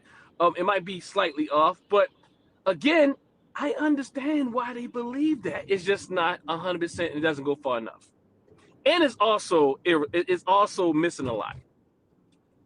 Right. And I agree. That's you know, I would agree that they may be sincere in thinking it. You know, I mean, yeah, you got hucksters that just like to say stuff, but I can see them being sincere in saying it and thinking it. I just don't. It's like I'm like, you're sincerely incorrect. You're sincerely wrong. You're sincerely, you know, misguided because you're looking at one small teeny tiny part of the big picture, and it's just like it's just like Nancy Reagan when she said just say no to drugs. It's like, you know, that's yeah, you can just say no to drugs, but the government could just say no to shipping them in. You know, the government could just say no to making sure they get funneled into a certain area. Yeah. And you know, I get it also because I think the liberals, okay, I'm not in my car, I don't have a charger. So nonetheless, well, I might have to go. I will have to go anyway. I'm about to go to the gym. But nonetheless, I see the two wings of the bird and the philosophies and ideas behind them as being both problematic for us. And I see the conservatives responding to the liberals. See, because on one hand, you have conservatives that's controlling you or trying to maintain power, control, and culture, the American way, the conservative way, good old America, USA. And then you have the other ones say, you know, we don't want to change America. We just want to be able to, we just want to be, you know, we just want to feel sorry for people, and we just want to give people more freedom to have no culture. One is anti-cultural, and one is super rigid in their American culture.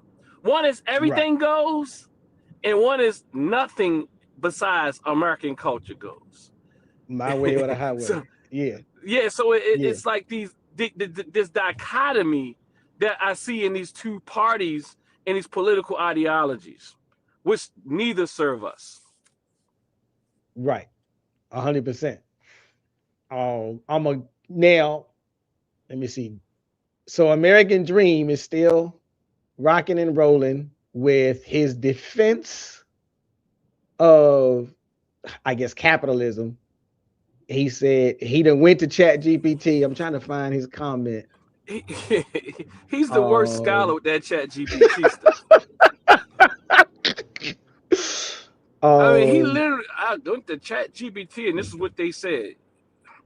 Yeah, and I was trying to explain to him the other day, like, I understand people's desire to use ChatGPT and AI in general, no matter which one it is. But I was trying to explain to him the other day. That's why I came up with like that generic definition. I was like, it's all in how you address your question and how you verbalize your question. And if you like, there was this thing, it's kind of still common now, but people used to say garbage in, garbage out. And it's just like, you know, just because you ask ChatGPT something doesn't mean you're getting an accurate answer. Right. And so when I tried to show him this the other Or day, and in he or actually within the said, proper context. right. And then when I tried to show it to him the other day, he actually said, after a little teeny tiny back and forth, he was like, I like your Chat GPT's answer, but he was still, diametrically opposed to what he was saying. Right. uh, Be- and because so ChatGPT know that you're looking at things from a deeper sociological perspective. right, And because it's like, and and I they know like that his he's looking at it from a very American dreamish type of perspective. right, and I'm like, and if you don't like, the other thing that it reminds me of is like, like when you are when you're in student mode, when you're in, a program, master's program, PhD program, you set up Right, your yeah. questions for your project, and your advisors, they look at it, and I mean, yeah, you could be completely 100% on point on the first draft, but a lot of times they'll be like, nah, these questions ain't gonna work. Don't go nowhere until you revise these questions. See, This is not where you need to go. And see, so American I'm sorry. go ahead. No, I'm gonna have to go but I'm saying, but people like American Dream, he means well, but what the part that which is cold about capitalism and also the American dream that is not real is the idea that there has to be someone who is the victim to your capitalistic approach. And it also doesn't count for the fact that it hasn't been working. So what it does well is blame people for being poor. But at the Yeah. same time, it's set up in a way that people have to be poor. So I mean, I get it. He think that it's going to work because maybe he's doing okay. Maybe Mhm. he saw some people come here and make a way. But see, the problem is his statistical analysis is off, and because he's not actually doing the math. If he was able to Mhm. do the math, he would realize that everybody wouldn't. Well, maybe he doesn't care, but you can't blame people that's in a system that requires people to be at the bottom. That requires a certain class of people to be at the bottom. And in fact, historically, we have been at the bottom because we have been victims to both capitalism and also racism. So I'm gonna go on that one because you good. Yeah, that's cool. That's good. Just holler back whenever you can. Yeah, I'm about to go in the gym. My trainer work. Waiting on me. I'm late. Sorry. I feel Peace. you. I feel you. That's salute. I love that gym shit too. Peace. Peace. Peace. Peace. Let me see. Now I'm gonna try to unmute Kaleem's mic. So I'm unmuting your mic. I'm gonna mute mine up if you want to say anything about like that, the last parts of that topic, and then I'm gonna jump back into I'm gonna see if American Dream guy or anybody else wants to come up. So go ahead. Kaleem, what's up?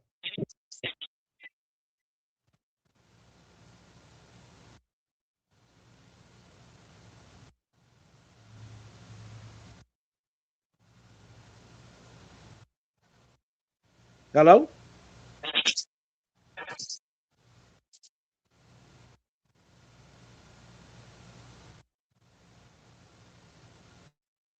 Okay, I still don't know what's going on with Kaleem, but let me get back to this. So American Dream, you said the thing about Ghana having complete control.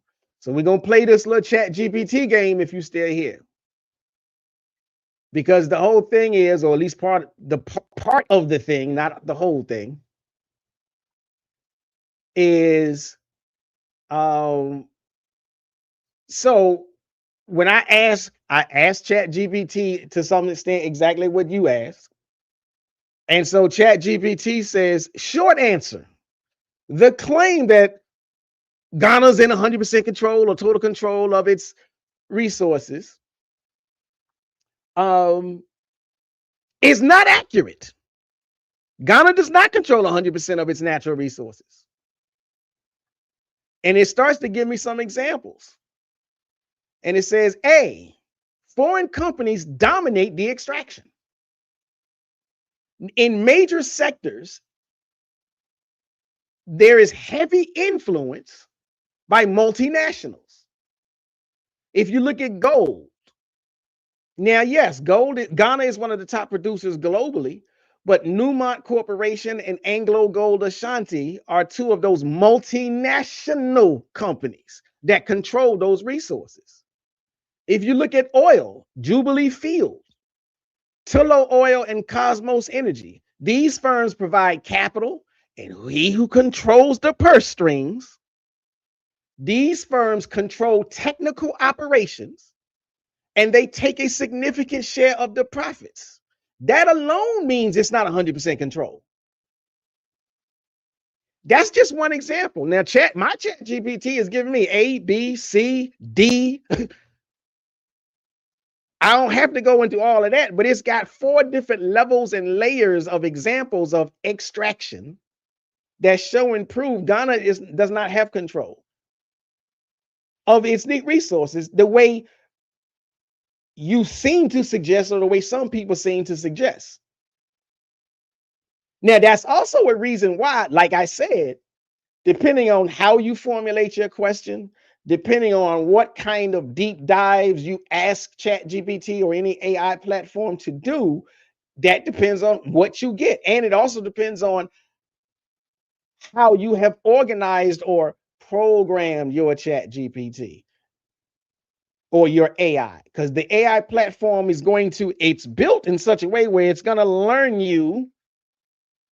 And if you're not in a habit of addressing issues in the right way, then you get answers in a certain way. A white supremacist would get up on ChatGPT and start spewing forth a whole bunch of nonsense about how much black people are the scum of the earth.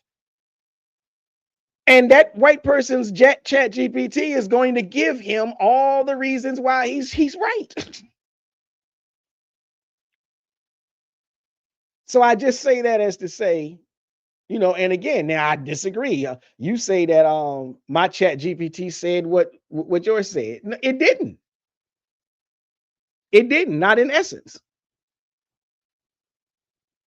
And now I missed a comment from Kevin, from Mr. K. Let me go back. Mr. K is really giving you a library worth of information. Let me see. Let me go back to these comments. Right. So Bob Cosmic has said Thomas Sowell has always been suspect. And he said, let us not confuse. American Dream has entered the studio. Okay, I'm gonna add you to the stage. Now, let me see. Can I add let me unmute your mic. Can't unmute your guest because they chose to mute themselves. Okay, so now you are. Okay. I'm unmuted. Okay, go for it. Hey, thanks for letting me in. Peace to you. I can't be long. I gotta go pick my son up in a little bit. Peace, that's fine. But I just wanted to run something by you. You said that a lot of the resources in Ghana is controlled by multinational companies. Mm-hmm. Yeah, but question, don't all those multinational companies have to have contracts with the Ghanaian government? Okay, yeah, they have to have contracts. Yeah, so in that respect, if you have a contract with the government to use their resources, the resources is still technically under the government's control. It's the government that chooses to give those resources over to those companies, and they don't have those resources, infinitely. Like their contract at a certain point, their contracts are going to expire. So even from that perspective, the fact that they have to have contracts with Ghana means that Ghana still controls those resources, and Ghana chooses. That's Ghana's choice to let these companies in. Well, I mean, again, I think to some extent you're dancing around the essence of what control is, and I'll give you at least one historical answer, one historical example. I'm not saying that the governments don't go in for these contracts; they do, but at the same time, Let's not forget that one, a lot of times these are contracts that span 100 years. They do these 99-year, 100-year contracts. So that's one. So that means no matter who the president is, if those multinationals came in 1930 and they got a 100-year contract, that contract is still good today. Now count how many administrations, count how many presidents, count how many changes in philosophy towards government and what it means to be in government and what it means to wield control and power. Count how many times that can have shifted over 100 years. But we're still obligated to that contract. And it's one example why in Burkina Faso, it's one example why Thomas Sankara said, we are no longer honoring the contracts because the people who were in charge signed bad contracts. So yes, the people who were in charge may have signed the contract, but if they were paid off, if they were bought off, if they never had the people's best interest at heart, if they were sellouts, and then short of a revolution, short of a bloody revolution, everybody that comes down the pike for 100 years just simply has to live with it. That's still an absence of control. So it's not a fair, it's not an honest assessment to say, yeah, but the government signed the contract. If the contract is 100 years old, if the contract is 90 years old, if the contract is 70 years old. So who did you just mention said they're no longer going to honor those contracts? That was, I said, Thomas Sankara, and that was in Burkina Faso, and they killed him for doing it. Yeah, but even Traore just kicked the French out, and I don't know And how whether they had a. If I could just say, I don't know if the idea that these countries are signing 100-year contracts, I don't know whether that's true or not. But but even with Traore in Burkina Faso, he just ended the contract with the French, and the French were not very happy about it. So and the French were kind of accusing him of breaking their contract. So it proves and it shows that these African governments have the option of breaking those contracts. And then the next thing he did after he did that was he invited the Russians in. So it's still the Ghanaians that's controlling who they bring in and whether or not they honor those contracts. They have the option of breaking those contracts. So I just think it's a little bit much to say that they don't control them, that these multinational companies are in control, when those multinational companies cannot be in control unless they sign a contract. And it's not as if Ghana or Burkina Faso or any of these African countries, it's not as if they don't get anything out of the deal. They get something. It's a contract. So one hand washes the other. You do this for me, I do this for you. So it's a contract. And I just don't see how that proves or shows that these multinational companies control the resources, given that they have to sign a contract in order to get their hands on them. So you don't lay any credit to the notion that a bad contract is a bad contract. All you care about is that it was signed. Well, right, it may be a bad contract. So the Ghanaian president signed, and I'm not trying to pick on Ghana, but some leaders signed 30 years ago. And so for 30 years, for 50 years, or whatever it is, they signed over the rights to everything. Well, so what? Y'all had control over it. You have people who live in that country, who live in the country, who weren't even born. And so they're born into a system where the multinational is controlling the farm. They're born into a farming family, and they have to just suck it up and keep running with whatever is the thing because there was a contract signed 30 years ago. Yes, they, if that's how it goes, they would have to then look at whoever their leaders were that signed these bad contracts. But the fact that, the only The only proof I think that's necessary to show that it's the Ghanaians in control is the fact that they're the ones signing these contracts. Whether it's a good contract or a bad contract, they are still in control of whether they extend these contracts to people. So they're still in control of those resources. And again, as you just stated, there are, like, Ibrahim Traore is an example of an African leader that broke a contract with the French. And you mentioned someone else, Sankara, who said he's not honoring those contracts. So there's still ways that they can, seize control, if you will, back from these companies if they have the will to do so. So I think it actually speaks more to my point than anything else. And so you're still discrediting the fact that, like I said, when Thomas Sankara said we're taking our stuff back, he was killed. He was assassinated.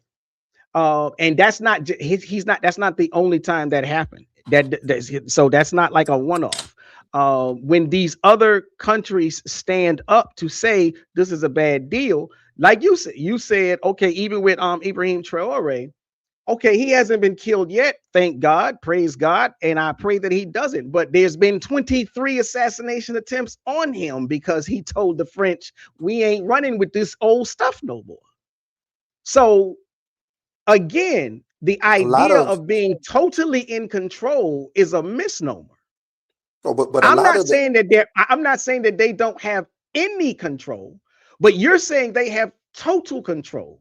That's just like saying Black Americans have total control of what happens in America when we simply what I'm saying do not. is, no, what I'm saying is once they sign that contract, of course they don't have control over the resources that they've signed a contract over for. They've lost some control of it, but they had the control to sign those contracts, and those contracts are not permanent. So yeah, they do kind of have control over who they make these contracts with. And I had something else that I wanted to say, but it slipped my mind. But yes, I am saying that they have control of who they choose to do business with. Here's what I wanted to say. Even with Traore, a lot of the threats on his life is not just coming from Europeans or Asians or people from outside of Burkina Faso. There are people like like he himself was part of a coup, and all of the coups that happen there are internal. There are people like Africans who are kicking out these leaders and taking over leadership. So a lot of the threats on Traore's life is not coming from Europeans or Asians or anyone outside of Burkina Faso. Most of it is coming from his own people. I disagree with you, but I don't necessarily even know that either of us could prove our point. But I will say this: when Thomas Sankara was murdered, he wasn't murdered by a Frenchman. He was murdered by a fellow countryman, an African, a Burkinabe. That's just not how the European powers work. They don't send their own white-skinned mercenaries in to take out African leaders. They find a fellow countryman who is willing to sell out the movement, the cause, the person, or what have you. So to simply say, it's fellow Africans that killed Thomas Sankara, or it's fellow Africans that's trying to eliminate Ibrahim Traore, it doesn't run with the historical document. Well, I think it's really easy for us to kind of blame everything that happens bad in Africa. We kind of say Africans aren't responsible. We don't take responsibility at all. And we spoke about my affinity to Thomas Sowell, but one of Thomas Sowell's main points is that Black people just don't take responsibility for the position that they find themselves in. And I think you're kind of extending that into Africa as well, where when a coup happens, when one African military person kills the leader and takes over, we automatically resort and say he's working for some Europeans. Like, we just don't take responsibility. It's as if we think African people are just at the whim of Europeans, and they don't think for themselves. They just do whatever. And I don't think that's a really good look. I don't think that's a good look for Pan-Africanism. I just don't think that's a good way of labeling Africans as just people that's just doing the whims of the white man. Okay, I understand what you're saying, but listen to what I'm saying, because I obviously I'm gonna furtively disagree, but look at the example that you gave. So here's what I'm saying. When Thomas Sankara took over the government, that was a black man, that was an African, that was a Pan-African person who stood up for the people. He didn't do that at the behest of Europeans. He didn't do that because white folk wanted him. That was a black man standing up for the people. So again, I'm not saying, so you're saying anytime something happens, black people don't own up to it. I'm taking ownership of a black man that stood up for his country. Now, I'm taking ownership But for you're not taking the black ownership man. for the fact Hold that it on. was another black man that killed him. I'm taking ownership for the other black man that killed him. And what I'm saying is, he literally said out of his mouth, he did it for the French.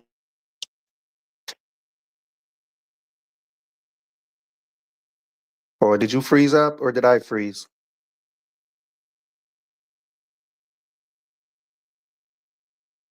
Been ruining us.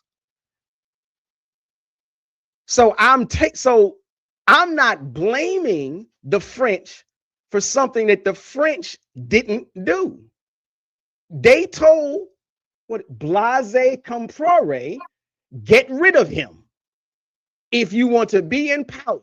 Get rid of him if you want the money. And he did.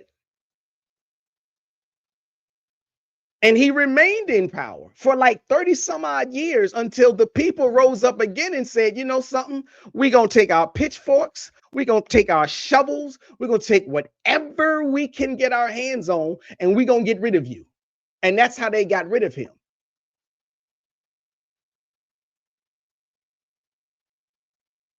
So when the people want to take control, they take control.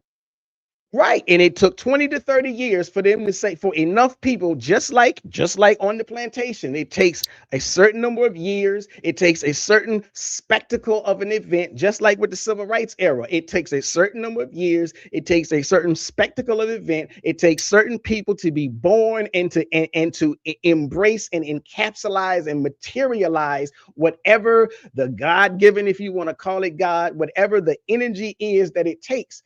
But until that time comes, whoever is in charge is still responsible for the bad behaviors that they are implementing.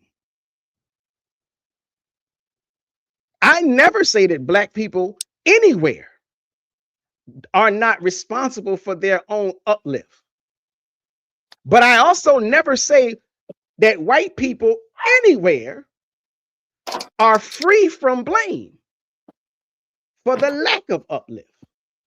Because it is the white people that have created the systems that put us in positions where it takes us generation after generation after generation after generation in order to get a leg up.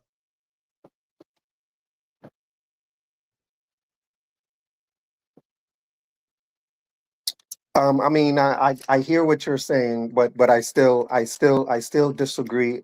As certainly as white folks try to have an advantage in these African and Caribbean countries, I think they only have an advantage once they are invited in. And the fact that they have to be invited in and they have to set up these puppet governments, if you will, kind of proves that's not an invite. That's not an invite. If you sign a contract with someone, you're inviting them to come in. Historically speaking, white folk have never been invited anywhere. They just showed up and made demands. And when they make demands with more ability, with more power, with more dominance. A contract is not a demand, Shabazz.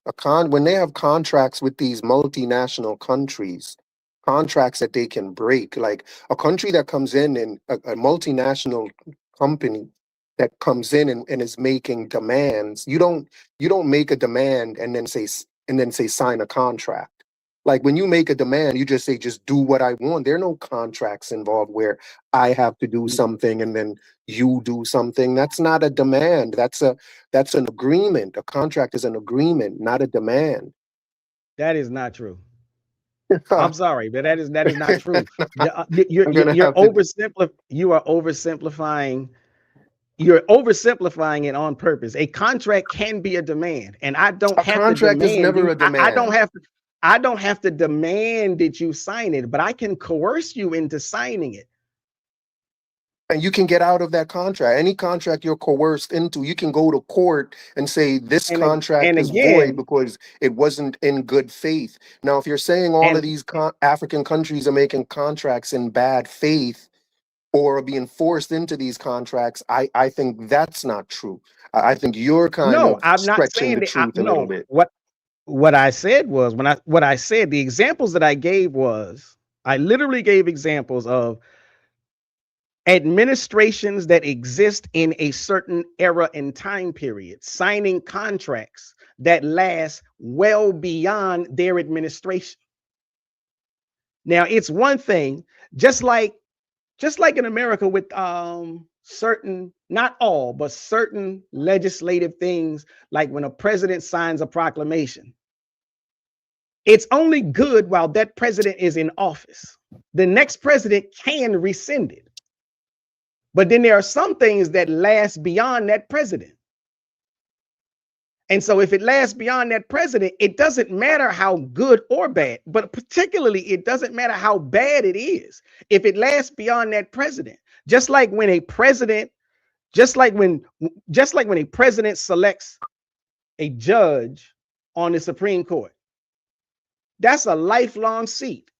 So when a Republican, when a conservative, when a person who espouses hate, racism, white supremacist ideas, they get appointed to the Supreme Court, that lasts well beyond that president's administration. And so now for 20, for 30, for 40 years plus, people who go, black people, people who are objects or subjects of racism, when they get to that judge, when they get to that court, they don't have much chance of winning because that contract, that term, that oppression lasts beyond the administration. And the people don't necessarily have but so much power to revoke that power, to revoke that oppressor. It's nice to say, yeah, they can do it. But if that's the case, black people cannot overthrow the Supreme Court without overthrowing the government. Neither can citizens in Ghana or Burkina Faso or anywhere else. It's not that easy. Once you are trapped in, locked in, stuck in a system of oppression, of unfairness, of capitalistic exploitative greed, it's But I not think you as just. easy as to say, well, get rid of them or deny But it. I And think. even like I said, when there have been presidents who have said we're not going to honor it, those presidents have been taken out. Sure. I mean, I think you gave one example of that. I think there are tons of examples of it being the other way. But the fact that you said, you gave the example of the Supreme Court, and you said if people want that to change, they have to overthrow the government. And that speaks to the point that it's the government that's in charge. It's the government that makes it where Supreme Court justices are on the bench for a lifetime. It's the government, and you would have to, in order for the people to make a change to anything that they don't like, they're not going to kick out the multinational companies. They're going to overthrow the government because they understand that it's the government that's in control. It's the government that decides to make these contracts. It's the government that decides that lifetime, being on the bench for a lifetime is constitutional. This is all being determined by the government. So it's the government that's in charge of all of this. It's not outside of their control. It's still them that's controlling it. Okay, Um, so I got to if say though, Shabazz, I got to go pick my son up. I have a that's very, fine, very limited time today. This was a that's really fine. good conversation though. I really appreciate it. So if you don't mind, when you're on, I'll click your link. I'm going to click your link until you get tired of me. Okay, that's fine. That's absolutely fine. That's cool. I All right, man. appreciate But let me go pick this boy up. I'll catch you on the next time. I'll be listening, but I just can't. I'll be driving. I'm in the country, Oh, so my I reception got ain't you. as good. I got you. But You ain't again, even got to thanks for explain. having me. I I feel you. appreciate you. Thank you for joining in. Thank you. Let me see. Colleen, you want to jump in here? I'm gonna read some more comments if you don't. Let me see. Pan mulattoism. I don't know what that is. Um, is that you, Kaleem? Is that you, Pan mulattoism, or did I miss somebody else who hit the link? I don't, it is an open panel for anybody else. The link is pinned to the chat. So if anybody else wants to come in and be respectful, that's absolutely fine. I'm gonna try to read through some of these things. But let me shut up for a hot second and see if Kaleem has something that he wants to say. I'm gonna mute my mic and let you go.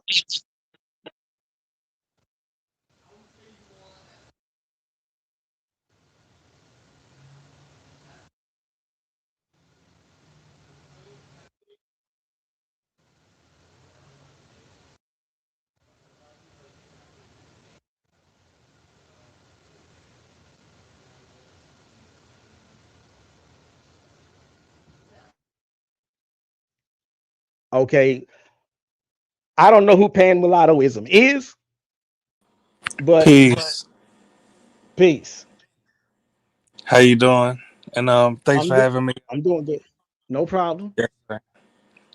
I want to address the topic. With all due respect, um, one detail that you are omitting is the fact that even if you say that the Europeans are neo-colonizing, essentially, I know I'm paraphrasing, but if Mm-hmm. your assertion is that the Europeans and the U.S. are neo-colonizing African nations, the one detail that you are omitting is that not only do the Africans have an obligation to resist neo-colonization, they have a obligation to successfully resist neo-colonization. Or in other words, really, they cannot cry about losing wars continuously. They have to, you feel me? They have to assert their dominance and actually win. Okay. Well, number one, let me say this. I don't think they're crying about losing wars. B, there's a plethora there's a plethora of examples of them fighting back. Now, as to whether or not they're winning, okay, that may take into more nuance than anything else. But I would say I'm gonna try to turn this around just a little bit to try to make a point. Now, I'm not sure how you feel about the Republican administration, but from my view, I'm not a fan of the Republican administration. They are currently the ones in charge. They are currently enacting and operating from a standpoint of oppressive legislation, from a standpoint of hurtful legislation. The Iran war, so to speak, is another example. Everything that they're doing serves a detriment to the American society. The American society has very little power and ability to remove that man from office. And so I would say that is a very similar parallel in African countries. We can talk about overthrowing governments, we can talk about revolutions, but those things are not by any means easy. Those things are not by any means accomplishable without a whole lot, without more than what is really thought of. And it's one reason why, even in this country, there hasn't really been any real significant revolutionary change. I hear your point, but and I'll make my response very brief. The key difference between the example that you brought up in the United States and the African example is that Mhm. literally every day there are millions of Africans fleeing Africa to move Mhm. to the European, Asian, and U.S. nations that they claim is destabilizing their continent instead of staying in Africa and developing a formidable defense against these exact nations. And the Africans that are still in Africa are welcoming in China and Russia, other neo colonists, to come take more of their resources. So, with all due respect, I don't even want to have ADHD and bring up the United States because I can actually address what you just brought up about the United States, but that would take us on a whole other tangent. I'm just speaking about the state of affairs in Africa right now. Right now, they will never be able to, and I say this in closing, Africans will never be able to successfully resist neo colonization if they continue to run to the nations that they claim are neo colonizing Africa, while the Africans that are still in Africa are welcoming other neo colonists into their continent to steal more of their resources.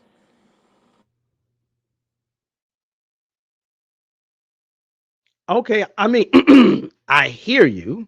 I don't necessarily, I don't know if I agree or disagree. I have to sit with that and think about it. I don't, I kind of understand what you're saying. I kind of get what you're saying, but I'm not 100% in agreement with the framing. But I understand, but I get what you're saying. I just don't think it's that, I don't think it's that plain and simple that, because I think there's something missing in there as far as like there's always, for one, there's always going to be people fleeing um oppression and neo-colonialism and impoverished nations and global south areas and underdeveloped nations and so on and so forth. And I don't think that it is a fair assessment to say because there are some people who flee the country, the people who remain are incapable of ever righting the ship. Well, I'll But say this. but I I'm sorry. hear, Go ahead. but I hear what you're saying, and I understand to some extent. I'm not going to say why you say it, but I do understand the sentiment that you're expressing. I just don't think it's 100% accurate. No, I'm not I saying hear it's you. 100% inaccurate. No, I hear you. But I also want to say this: these same Africans that are fleeing Africa, they are causing a brain drain. Now, imagine if these same exact Africans that are fleeing to the U.S., fleeing to Canada, fleeing to Brazil, fleeing to China, to the UK, etc., etc., etc. They are, a lot of them in the U.S., for instance, are joining the U.S. military. They're getting jobs in the U.S. government. Imagine if they use their brains.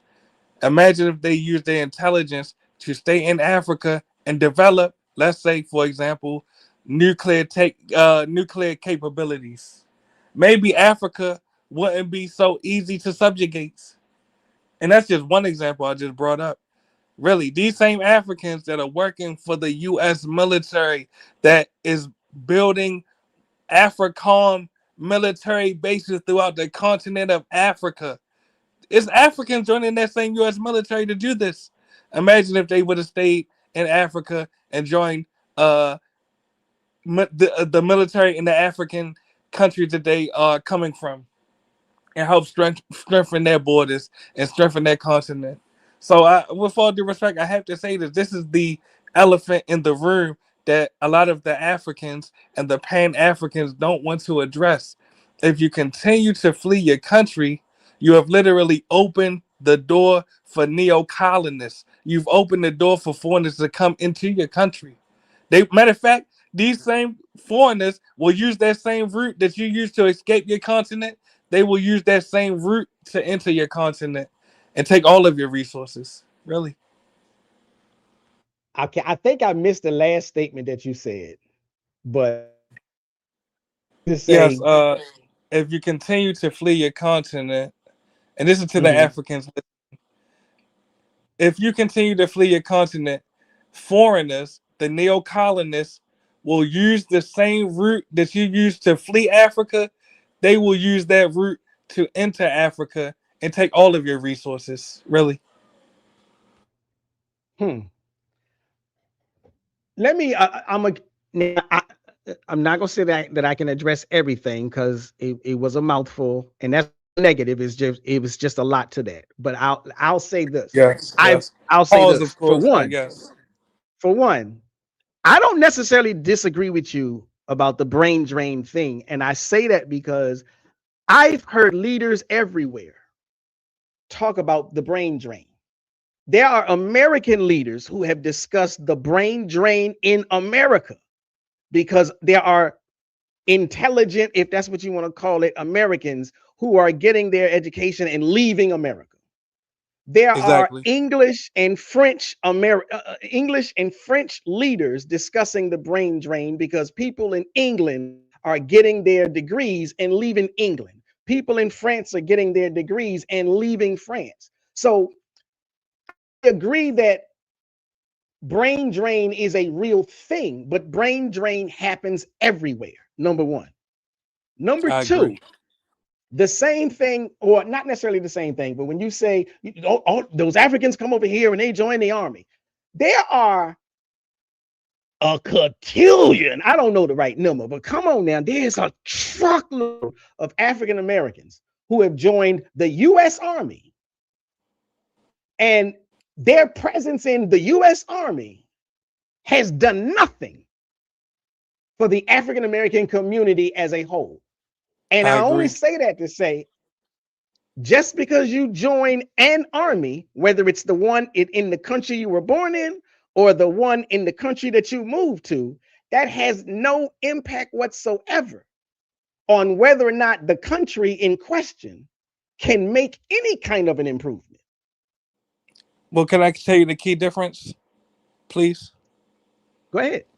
The Ghanaian or the Nigerian or the Ethiopian or the person from Guinea-Bissau, et cetera, et cetera, et cetera, that abandons their African nation and comes to the U.S. and joins the U.S. military. The difference between them and the African American that joins the U.S. military is that the African American does not have a nation of their own. These Africans have nations of their own that do not have nuclear capabilities to protect themselves as their population leaves. See, me as a Black American right now, and when I say this, I'm not stunting on anybody, but I own real estate in various different nations in the Caribbean and in Latin America. As I speak to you, I'm in the U.S. territory in Puerto Rico, literally right now as I'm talking to you. The difference is I can leave home and my home is still protected from foreigners militarily because the US has nuclear capabilities. Now, I'm not saying that we don't have other problems like fentanyl, et cetera, et cetera, et cetera, but we still have nuclear capabilities. African nations, on the other hand, the reason that they are being neo colonized right now by world superpowers such as the US, China, and Russia is because these world superpowers have nuclear capabilities that the African nations do not. So, in other words, these African nations essentially they can't say, no, US, you can't come into my house. China, you can't come into my house. Because really, all the US and China has to do is say, how can you stop us? So those Africans need to focus on being able to develop a defense mechanism to stop these foreign nations from entering their house, or they would just continue to cry about it and run away, keep running away. I don't know where you get your ideas from. I respect the fact that you speak with passion. I respect the fact that you articulate yourself very well. But I furtively disagree. Now, let me tell you why. Now, it's interesting that you brought up the nuclear capability thing. Now, let's be clear. Black people in America don't have any nuclear capabilities.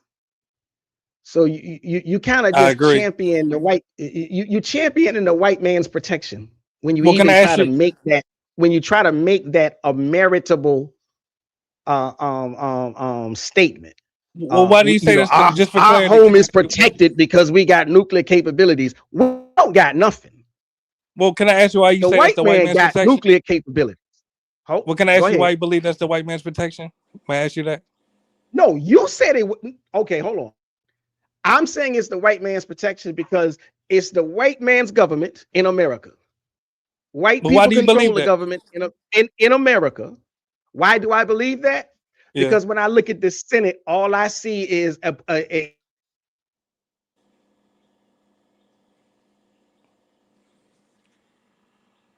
I look at the White House, all I see is a majority of white people who have ever held the seats, the two seats in that house. When I look at the Supreme Court, I see a majority of white people who have sat on those benches. But you agree that there were So Black I don't see. Americans in all of those offices that you just named. You agree that there were Black Americans there before, correct? And currently, right? Oh, did you hear what I said? You said the majority, meaning not all. I said majority. I said the Exactly. overwhelming majority. We are So a minority. Well, let's have a dialogue. Let's not talk past each other. We are a minority in the U.S., so of course we will be a minority when it comes to elected officials. But that doesn't mean that we are not present. So it's inaccurate when I say this, I mean this numerically. It is inaccurate to say that this is just the white man's government. No. Actually, even when we speak about those nuclear weapons, when we speak about the Manhattan Project, there were Black Americans that were complicit in creating these atomic weapons, these nuclear weapons. So no, this is not just the white man's government. And when we say that, we're speaking from a position of powerlessness. We're not a powerless people, respectfully.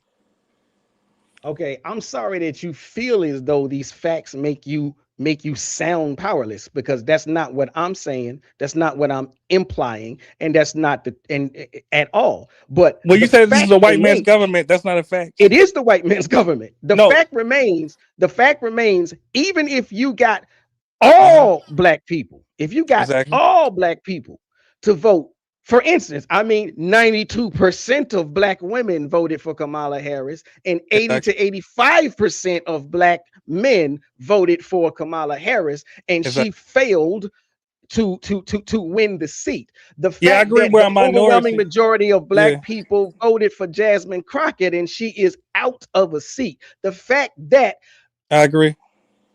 we can never truly vote our own people into office without the assistance of white people, but white people can always vote their own people into office without the assistance of black people, suggests Hmm. and proves this is the white man's government. No, it Now, suggests if that that we're a makes you feel minority. powerless, that's just something you just have to get Well, no, over. It I'm saying doesn't the mean opposite. that I'm we're saying we're not powerless. powerless. I'm saying we're It not doesn't powerless. mean that it doesn't mean that we're powerless, but it Exactly. does mean we don't have the power to control this government. So let's go one step at a time. Number one, I said the opposite. I'm saying we're not powerless. When you say that this is the white man's government, you're saying that we're powerless. No, Mathematically, it is no. inaccurate to say, well, just so we don't talk past each other. I'm asking, Okay. are you saying that this is just the white man's government? Because that's my point of contention. I'm saying that this is not just the white man's government. Do you agree or disagree? I'm saying that this government is controlled by the white man, period, and end of story. Well, number one, you're wrong mathematically. With all due respect. There's an entire let me show you how you're wrong. You have an Okay. entire and I deem this group of people to be goddamn worthless, but you have an entire congressional black caucus. You have an entire congressional Hispanic caucus. You have an entire congressional Asian caucus. You have black Americans that are in Senate. You've even had a mulatto American president. So no, this is not just the white man's government, but I agree that the white man is the majority in the US. So back to the topic at hand, when we speak about the nuclear weapons, because I'm gonna always remember my original point. Yes, within the US, Black Americans, just like all other U.S. citizens, we are protected by the nuclear capabilities of the U.S. government and the U.S. military. These African nations, they don't have that. That is why the U.S., Russia, and China are able to invade Africa and take their resources. So my point is, and this will be less than 5 seconds, Africans need to stay in Africa and develop a defense mechanism against countries that actually have nuclear capabilities, or Africa will continue to be robbed. That's my point. That's your point. Yes, sir. O- Okay, now, what I will say is first and foremost,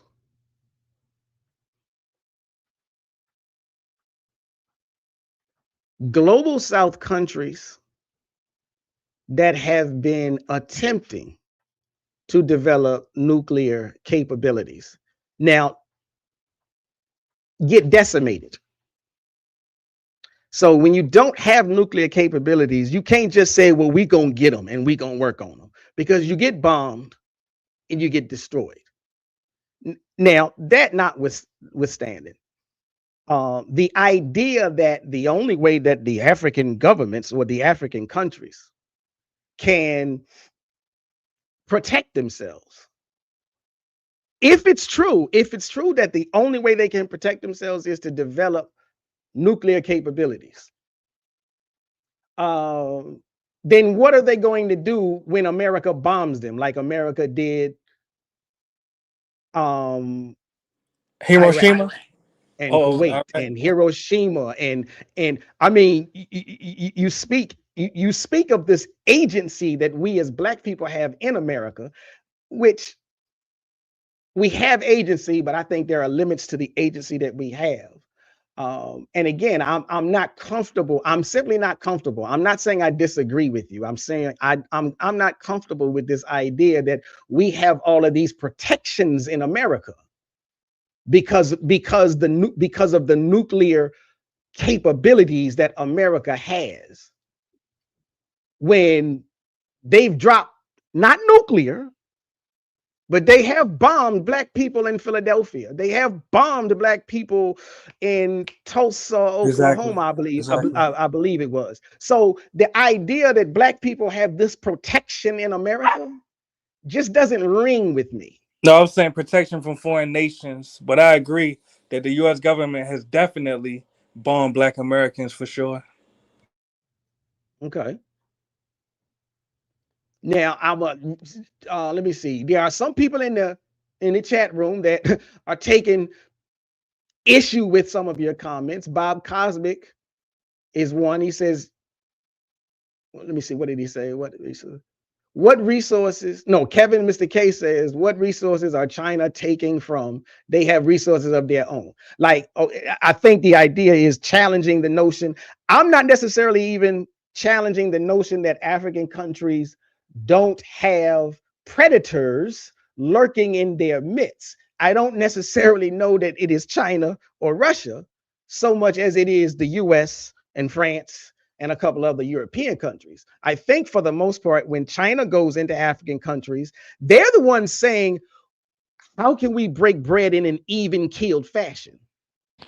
Oh, so they're Russia has, Africa's friends. Oh, China's I didn't, Africa's friend. I didn't say, I didn't say friend. I said China goes in under the notion of how can we create a mutually beneficial arrangement. I Oh, so said they're fair. They're Russia fair. goes in and says, how can we create a mutual beneficial arrangement? America goes in and says, this is what we want, bow down or else. Are you familiar with the Belt and Roads Initiative that China implemented in Africa? Not by name. It's I essentially haven't. a offer that Africa could not refuse or chose not to refuse. But I'm not even going to debate that. If you believe and other Pan Africans believe that Africa, pardon me, that Russia and China are essentially fed to Africa, I won't even debate that. My point is the presence of foreigners that are usurping resources out of Africa will not stop until Africa is able to develop a defense mechanism to stop it. Or really, this is their story. They will continuously be robbed and cry about it and ask for reparations. That's what they will do. Again, I hear what you're saying. I just don't. I don't think you are like. I don't necessarily know why you keep harping on this. Like, I agree with you that Africa as a whole has to defend itself.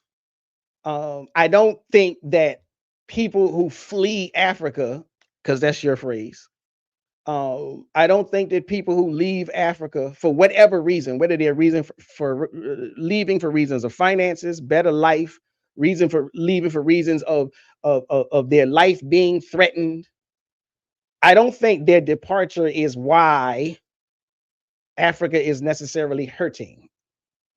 Um, I think it has more to do with the neo-colonialism, and a lot of that is tied into whether or not you have strong, capable leadership. So And you hear me? and You hear me? Ibrahim Traore is one that is a very good example. The Ghanaian president, John Dramani Mahama, is another very good, strong leader. Uh, and I'm not saying that those are the only two. I'm saying those are only two in my mind right now. But there are several. There are quite a few African countries with strong leaders who are doing the things that they need to do. But some of them are new to their position. And there's been a lot of neo-colonial manipulation in Africa. No, I agree. But how do you stop this if your populations don't stay instead of running away, and you don't develop weapons Well, to stop the again, neo? again, the idea that the populations are running away, it like But hear me out though. I'm asking, how do you stop the neo colonization if you don't develop weapons to stop it? you, it, first off, like I said, developing weapons sounds good, but you can't develop weapons if you get nuked. You can Okay, start a so program. You can start a program. Many countries have started nuclear weapons programs and they've been bombed to smithereens. and do you hit So most countries choose to work with the nuclear giants so that the nuclear giants don't bomb them, especially America. America will come through and bomb you at the drop of a dime. They brag about it. so hear me out. So if you don't develop weapons to stop the nuclear giants and you choose to work with the nuclear giants, you cannot cry about the nuclear giants neo colonizing you. You made a deal Say with it them. again. No, say it again. All right, I'll say it again. If you won't develop weapons to defeat the nuclear giants and you choose to work with the nuclear giants, you cannot cry about the nuclear giants neo colonizing you. You made a deal with them, really. Okay, so can Americans complain about the agreements that Trump made?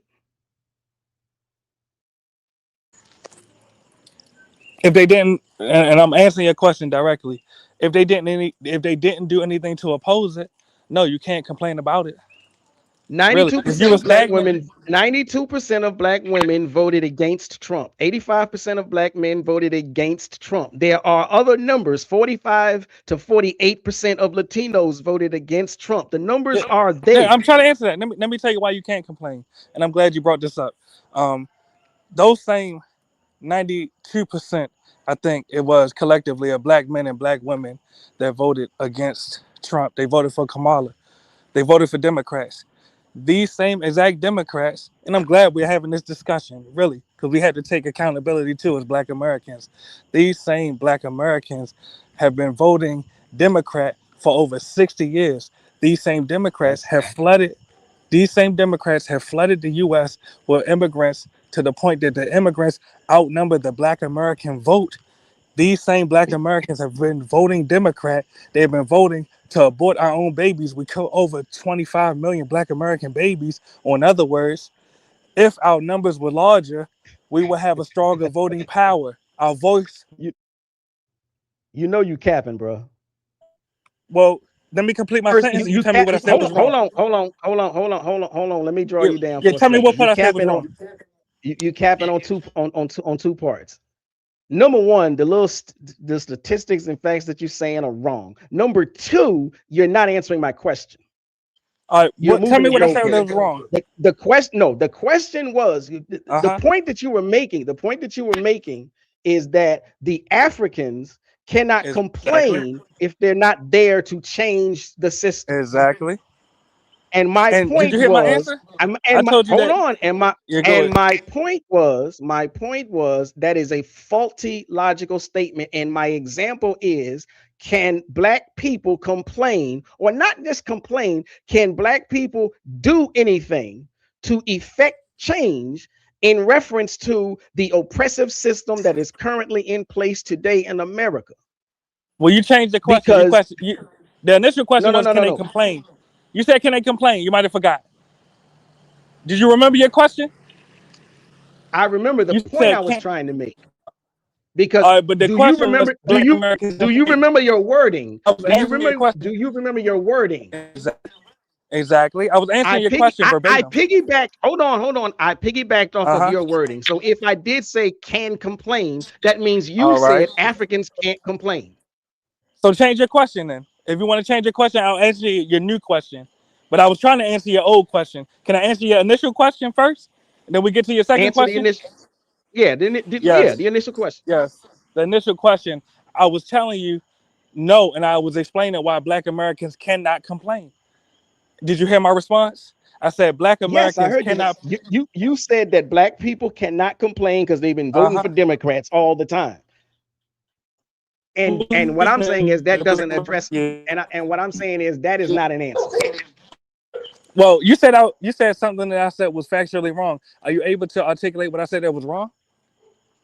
You said that Uh-huh. Democrats have flooded the country with immigrants to the point Yes. that there are more immigrants than black Americans, and so black Now, is that Americans false? don't have the voting Exactly. numbers. And I said Exactly. that's wrong. I said Now, that's wrong. is it false that there are more immigrants in the U.S. than black Americans? Yes or no? Checkmate. Is that No, false? I'm gonna. Okay, if you okay, I'm gonna stand on this. I'm gonna say it's false. But if I am wrong, show me the proof. Show me Yeah, the proof. the proof is the Show census. me the proof. Anyone listening, let me respond to you, brother. Anyone listening, I could literally just name one immigrant group and their descendants. Right now in the U.S., there are over 70 million Latinos in the U.S., meaning that they are approximately 19 to 20% of the U.S. population on paper. This was not true in 1980. Additionally, another point that I just brought up, aside from the fact that the Asian population growth rate is growing at a faster rate than Black Americans, due to mass immigration, the total number of majority Black American cities, towns, congressional districts, and census tracts has decreased since 1970. Anyone listening can fact check me on that. The point that I also brought up before you cut me off, with all due respect, was that due to abortion, we have aborted over 25 million. Well, some estimates say as 20 million, but between 20 to 25 million Black American babies have been aborted since 1970.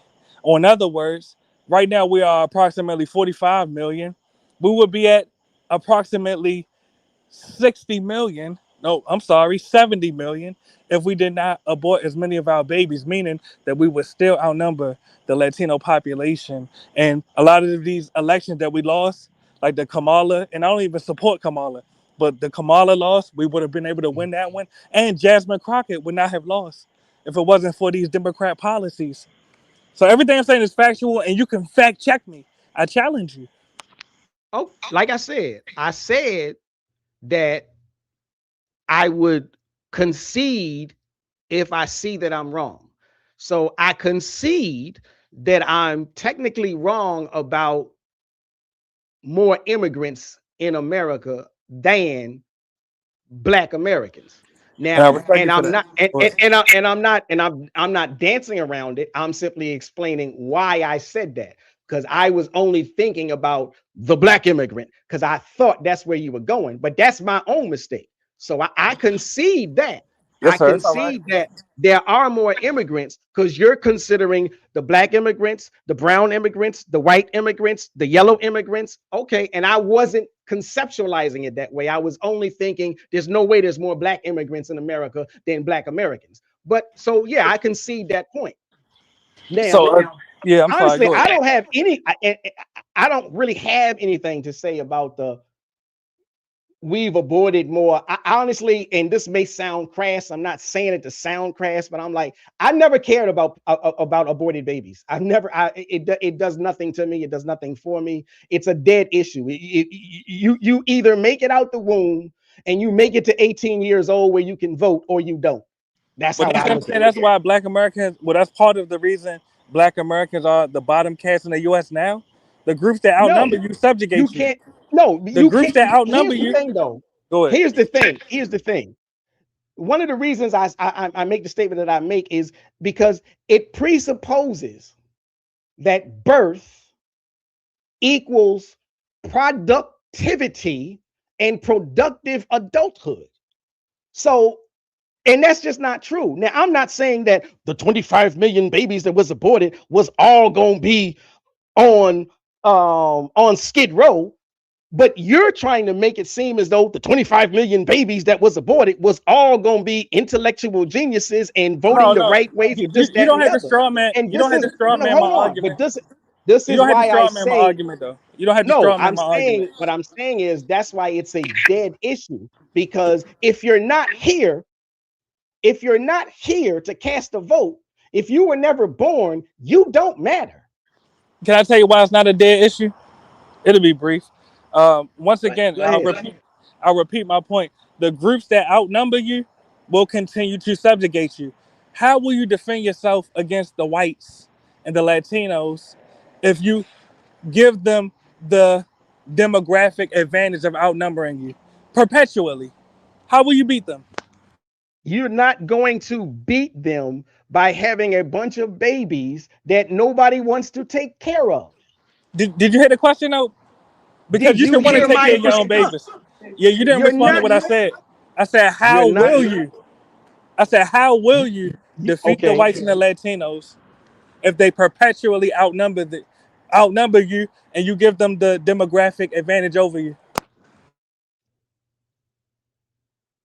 First off, again, the question is faulty. I can try to deal with your question, but the question is faulty. First off, white people are not outnumbering. If you look at the birth rate, there's some statistics out there that says that their birth rate is next to zero. They will be the political minority in the next 10 to 20 years. Now, I agree. But now they outnumber you though. how you use your numbers against the quote unquote Latinos, one of the ways you use your numbers is you work diligently on collaboration. And what I mean is, if we look at those voting numbers that people love to throw out, and I've thrown them out myself, I don't have them all in my mind right now.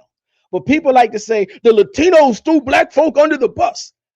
But when you look at the numbers, yeah, 55% of Latinos voted Trump, but 45% didn't.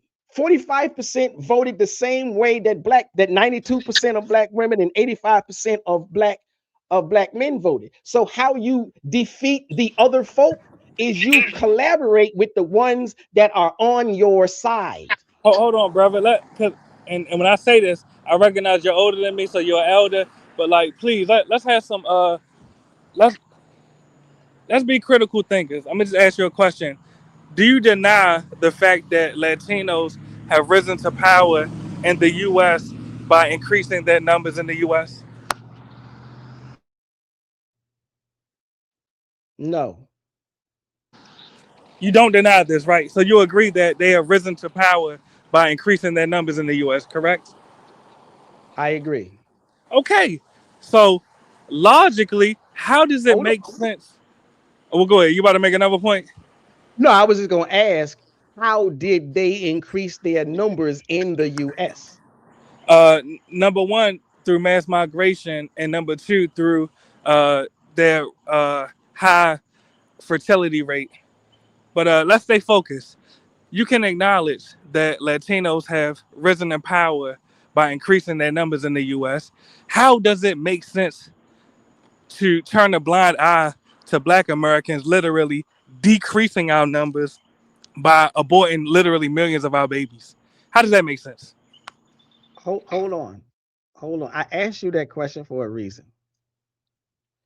I don't deny. I agree with you that Latinos, what was the way that you said it? Latinos have, what did you say, overtaken? They have risen to power They by have increasing risen their to numbers in the power U.S. Yes. by Did you hear the increasing their numbers in the US. but did you hear the question I asked you though about us? Hold on. All I'm right. processing. Hold on. So again, my point was, or what I'm trying to say is, um, most of the Latino rise to power or increase in numbers was immigration. I'm not saying that their birth rate doesn't contribute, but I'm saying most of it is because there are more Latinos coming into the country. Yes. Did you hear the question I asked you though, with all due respect, about us? All right, I did. I think I heard your question, and I'm All right, trying so to answer it. But I'm part listening. of Go the ahead. answer is because what you're saying is what you I think what you're asking me is, you're sticking to the abortion thing. How do we how do we combat our reduction in numbers? How do we combat their so-called increase in numbers if we're going to continue aborting?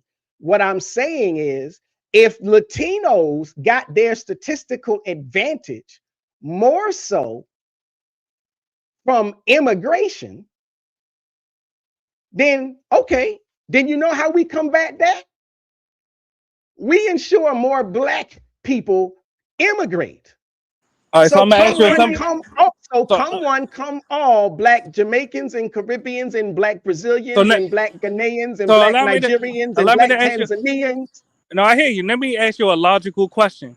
Okay, please tell me a country that we can allow Black Americans to immigrate to the U.S. from. Hold on, what now? Yes. Now you understand what I'm saying, because I'm No, talking no, no. about. Hold on. I'm gonna repeat my No, question, brother. I'm gonna repeat you my said question. you I'm gonna said repeat please tell you said exactly. please tell me a Black Exactly. country we can allow Uh huh. Black people to come into this country from. That's my Now, question to you. okay, now is the operative word allow or is the operative word Black country? No, I said Black Americans. That's what I'm saying. You keep cutting me off because I'm trying to trigger a light bulb in your brain. Now, just like you just brought up all of those Latino countries and you brought up some African nations, I'm asking you a question because I'm talking about empowering Black Americans specifically. Now, you brought up immigration. I'm going to ask you the question again. Please tell me a country that has millions of Black Americans that we can welcome into the U.S. to boost our numbers. Okay, now here's my answer to you. You want to talk about sparking your brain? I know I'm not going to spark your brain cell, but that's a stupid question. Because here's why it's a stupid question. And I hate to say it that rigorously. When you brought up the Latinos, you group them all as Latinos. Exactly. They all brown people that Uh speak huh. Spanish. They all Meaning, brown people that speak uh huh. Spanish. None So of they them are from the Latinos. U.S. Exactly. None There of are them are from the brown U.S. people who speak Spanish and they're not Exactly. from the US. You And just said that's it. and they got their numbers up because Uh huh. they came in from when it was Venezuela, Exactly. Cuba, so on and so forth. Those are Exactly. brown countries. They're not So, brown so hear Americans. me out. They're not So how Latino. does They so weren't how does Latino. They were not. No, no, no, no, no, no. They were not Latino Americans until they got here. Then you try to flip it and say, well, where can we get some more Black Americans from? The fact is, them Latino folk weren't quote unquote Latino American until they got here. So when I say the black Ghanaian, the black Tanzanian, the black Nigerian, the black Jamaican, the black Brazilian, you get them to come over here, then they become black American, politically speaking. The numbers for black folk go up. But you said, no, we can't count the Ghanaians because they're not black American. That's stupid. That's apples and oranges. All right, did you hear what I said? Did you hear what I said? You're breaking up now. I don't know why.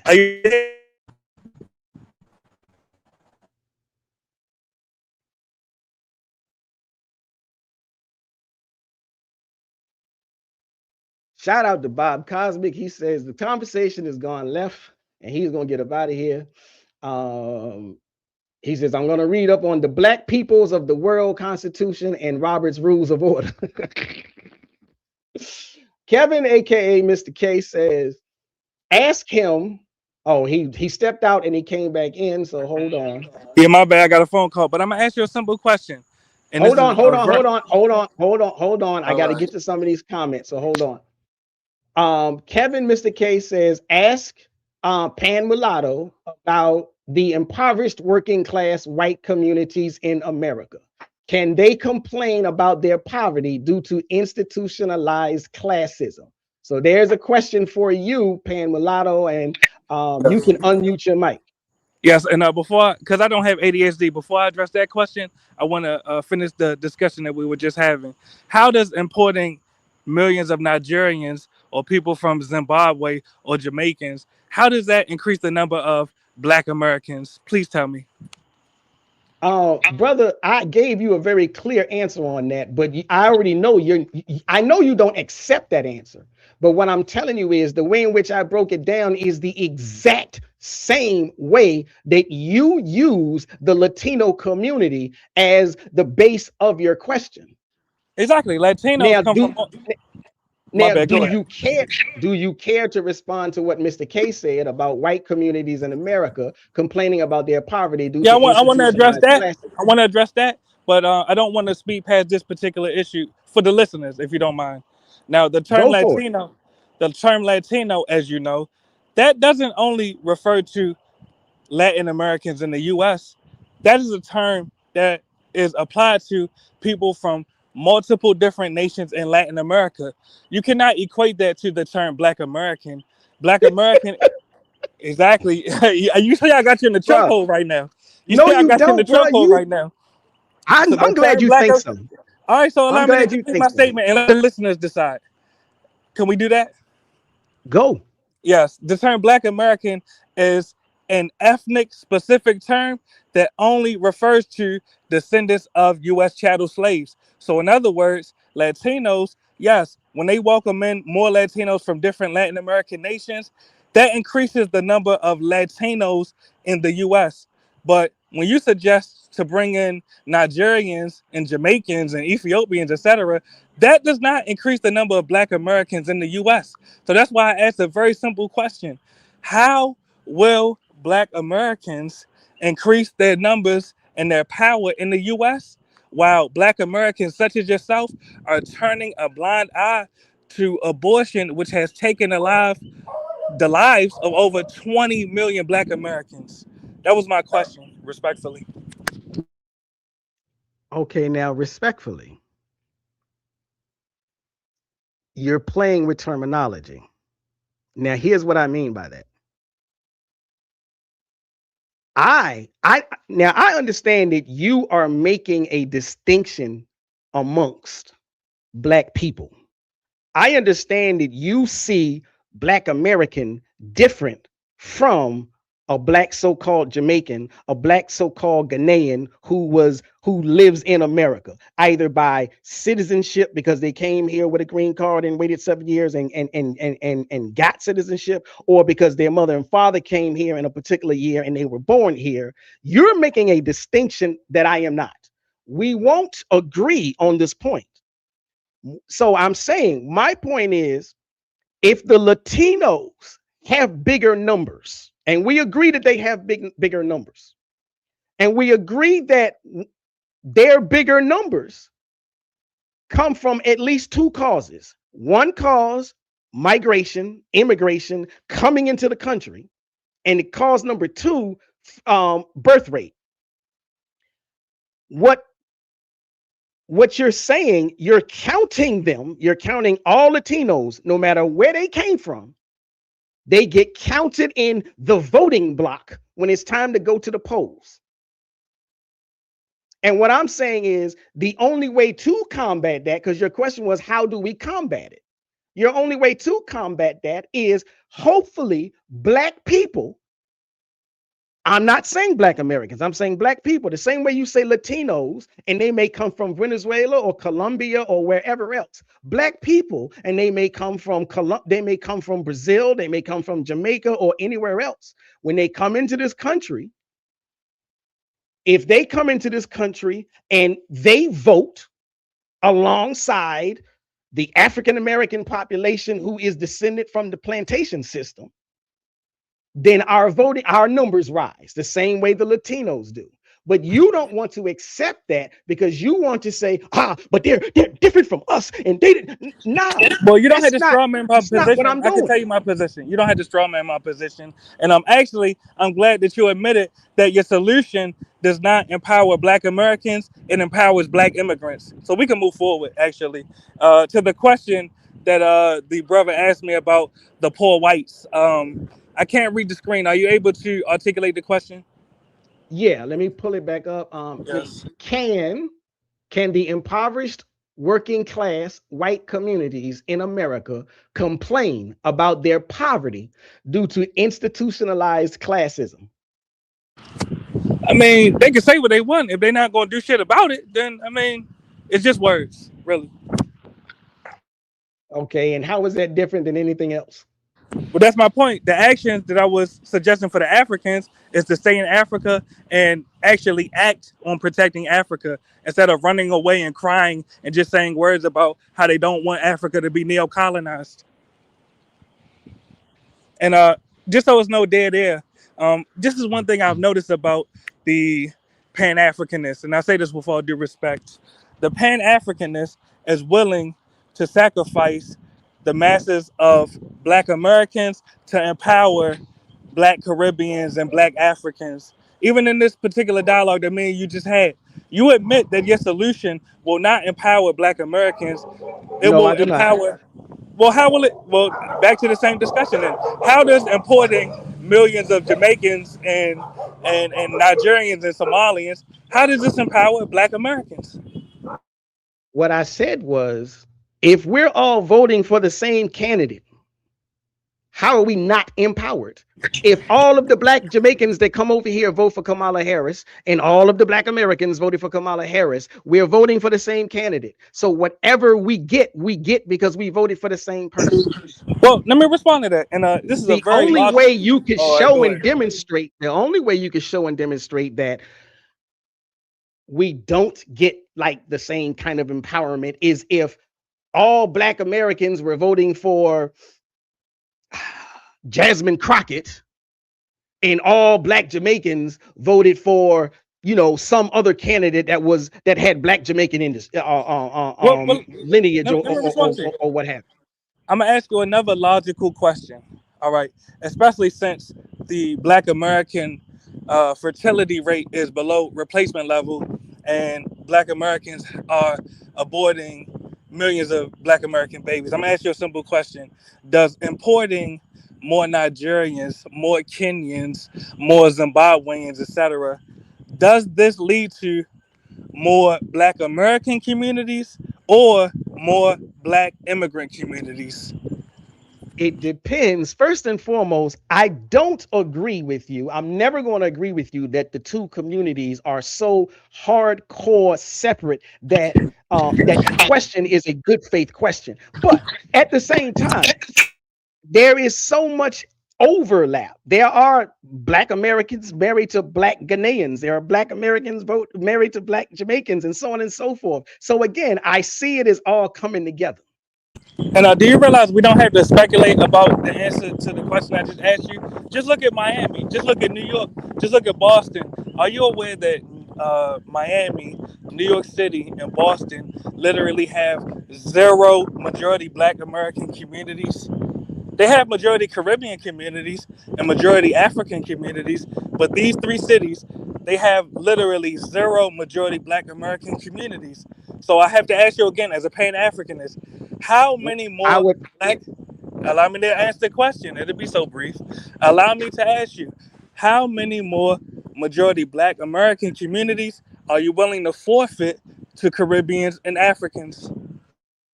let me ask you this: where did those African Americans go? A lot of them were ethnically displaced. Many of them became homeless. Some of them moved down south. But you see, I answered your question. Are you No, able to answer mine? you're again.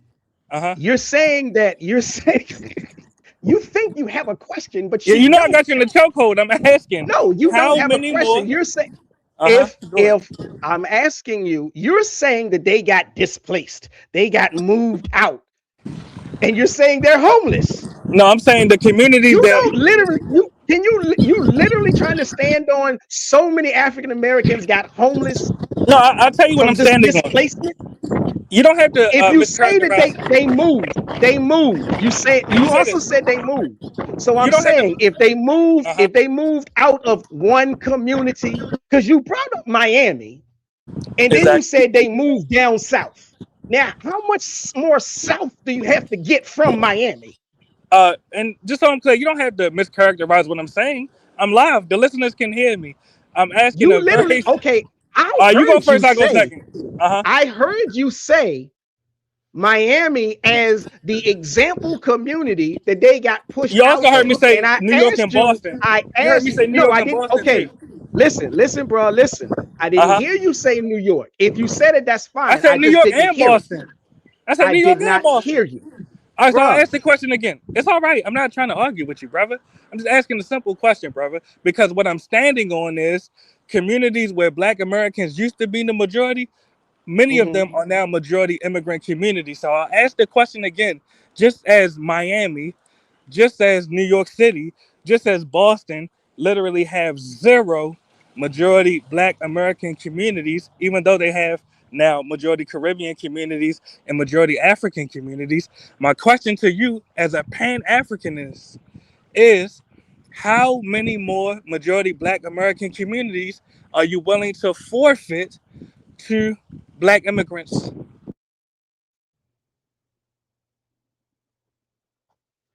My answer to you is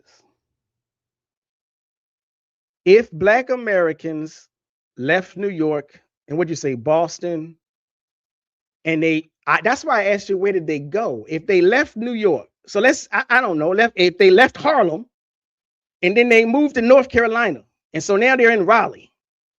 They're re-blackifying Raleigh. If they left Boston and they moved to Richmond, Virginia, they're advancing and improving or increasing the numbers of Black people in Richmond, Virginia.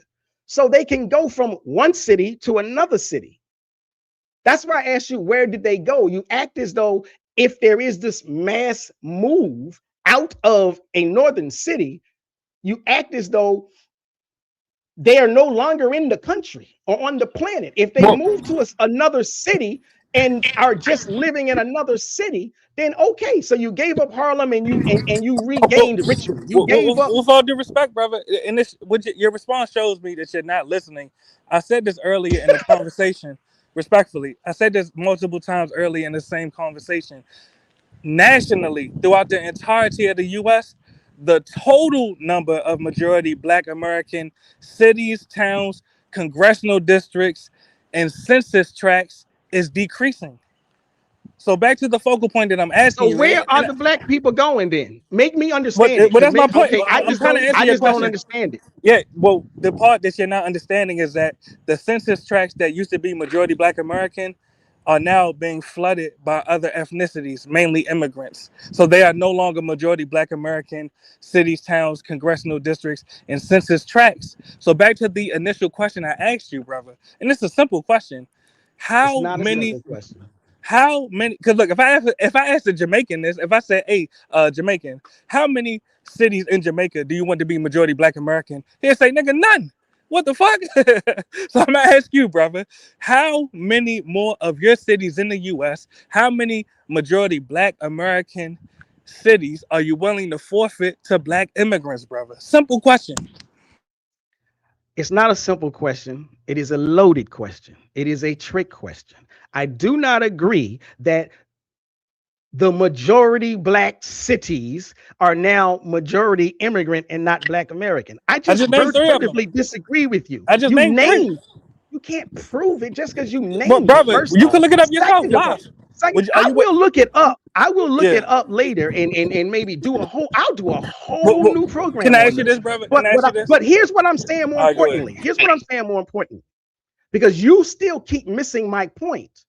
If they are leaving cities, they got to go somewhere.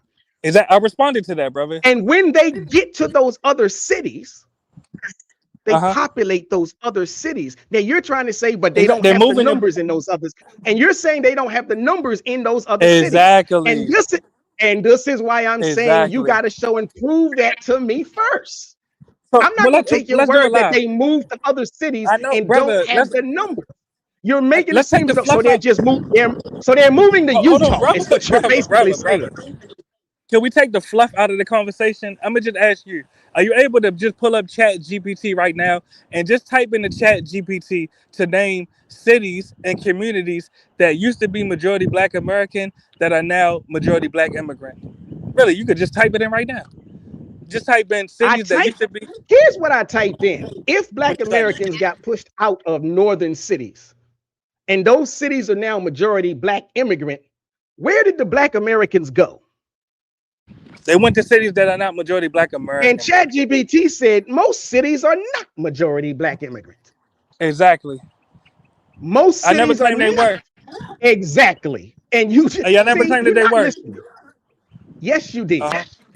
No, I didn't. Okay. I cut the clip I've been playing for you. What I said was, and what I said, and that's what I'm trying to tell you. I'm really surgical with this, brother. You can literally type in, and I bet you won't do it live. I bet you won't do it live. Type in the Chat GPT, respectfully. Type in name cities and communities that used to be majority Black American that are now majority Caribbean and or African.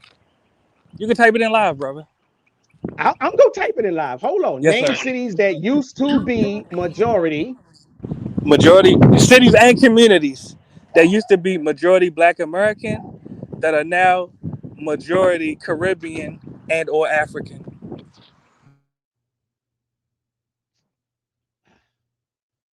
Majority Caribbean or and or African. Yes. Name cities and then you said or communities. Yes.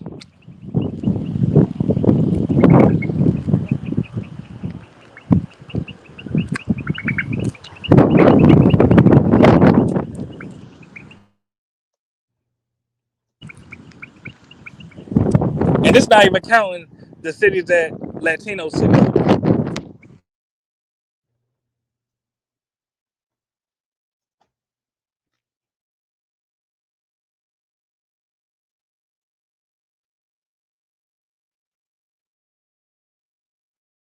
Okay, now places where Black immigrants are now the majority or dominant within the Black population. New York City is a key example. Brooklyn neighborhoods, Flatbush, East Flatbush, Canarsie. New York City is the strongest case of this transition. South Florida, Miami, Little Haiti, Exactly. North Miami, Miami Gardens. Washington, D.C. area, partial shift. Other pockets, Boston, Minneapolis. Important correction. There are very few, if any, entire cities. That's what I said. Where the majority, where there were majority African American and are now majority Caribbean and African immigrant. So again, even the New York example, New York is the city, my brother. East Flatbush is one community. Exactly. So one community. One community, not a whole that's not city. The only one. You could go to St. Albans, Jamaica, Queens, Laurelton. I mean, it's not just one, brother. Canarsie, Harlem. Like, it's not just one. So back to the question I asked you, because I'm gonna always remember the question. Hold on. I'm not finished. All right, well, go ahead. ChatGPT said. Again, it says there are very few, if any, entire cities that were majority African American and are now majority Caribbean or African immigrant. It says most cases are neighborhood level shifts, not citywide. Most cases are mixed populations, not a replacement. Does this prove Black replacement? No. Here's the precise reasoning. It's not one-for-one replacement. What actually happened, African Americans moved out. South, they moved to the South, they moved to suburbs for different reasons of cost of living. Black immigrants moved in. That's migration plus housing dynamics. That's not the coordinated replacement theory that you're getting at, but you're going to say that's not what you're talking about. These groups coexist more.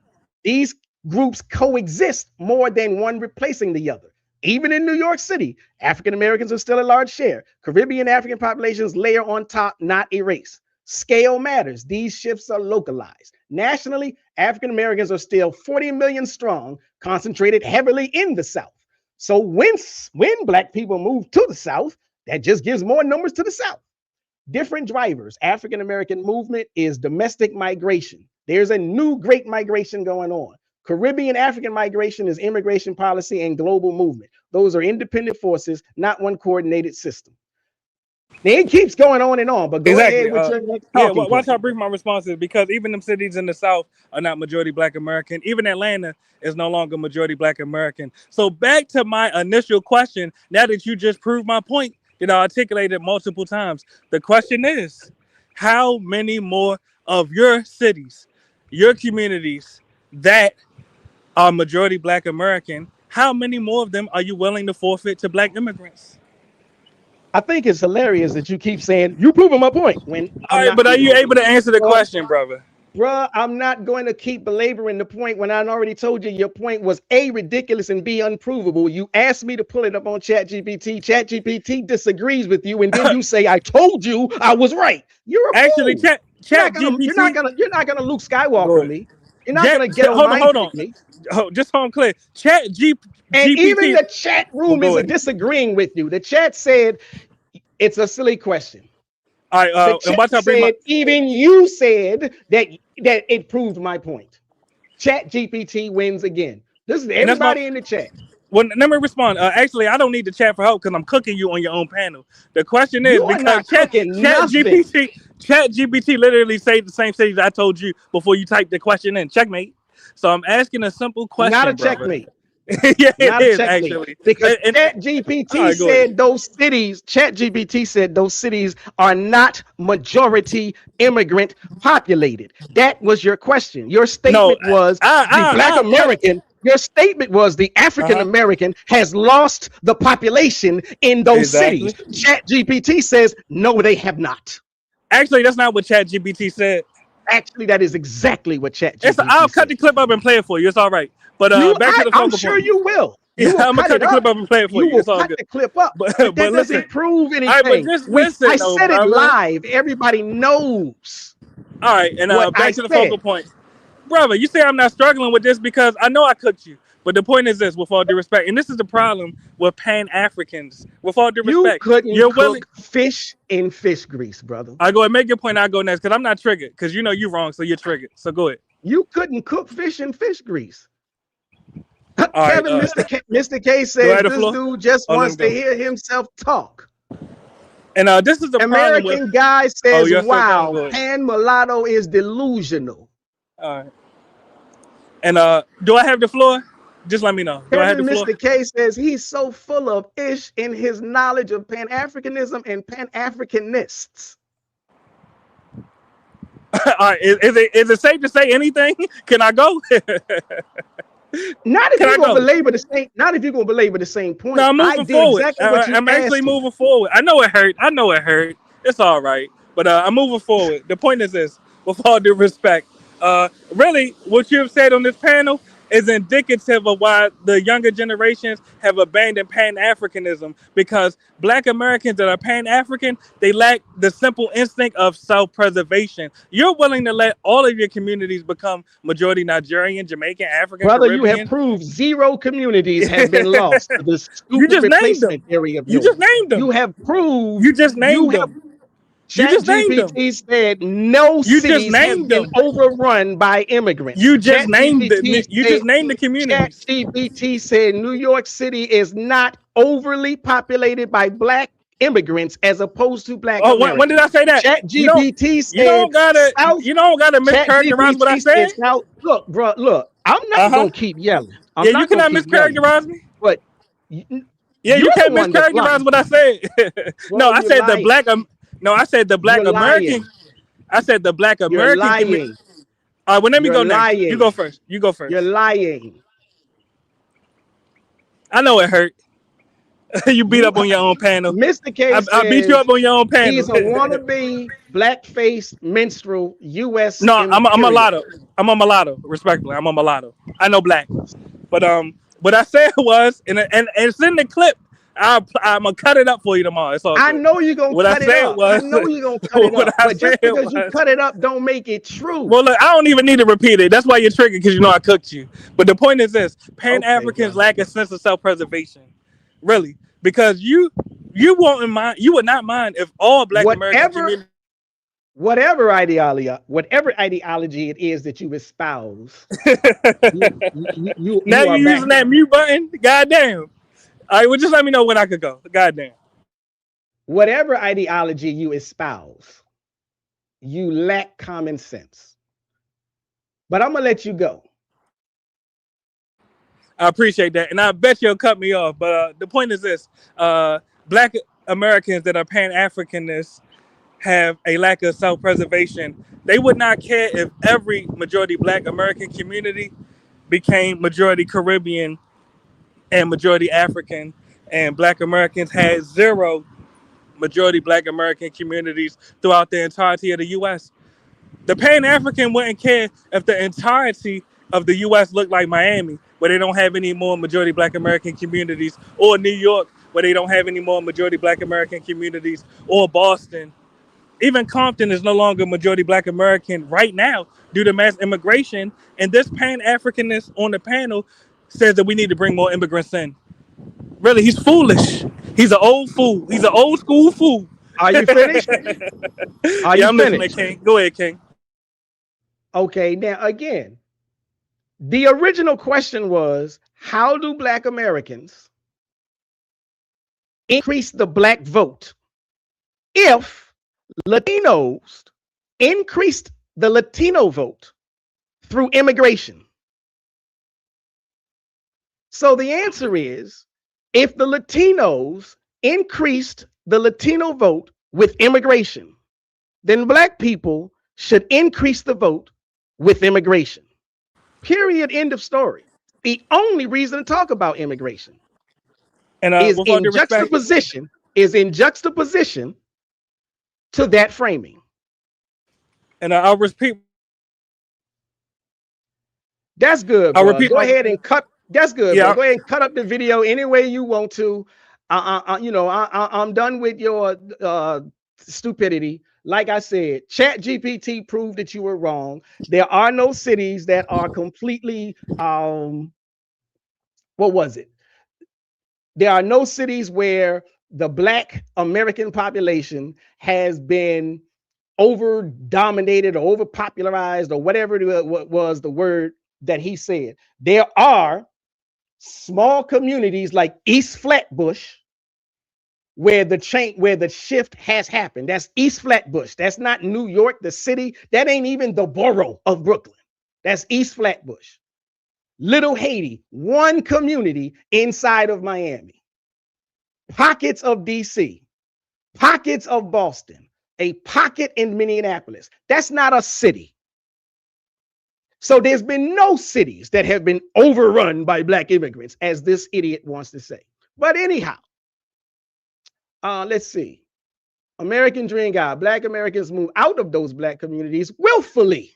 So they don't care about losing Black communities in those areas.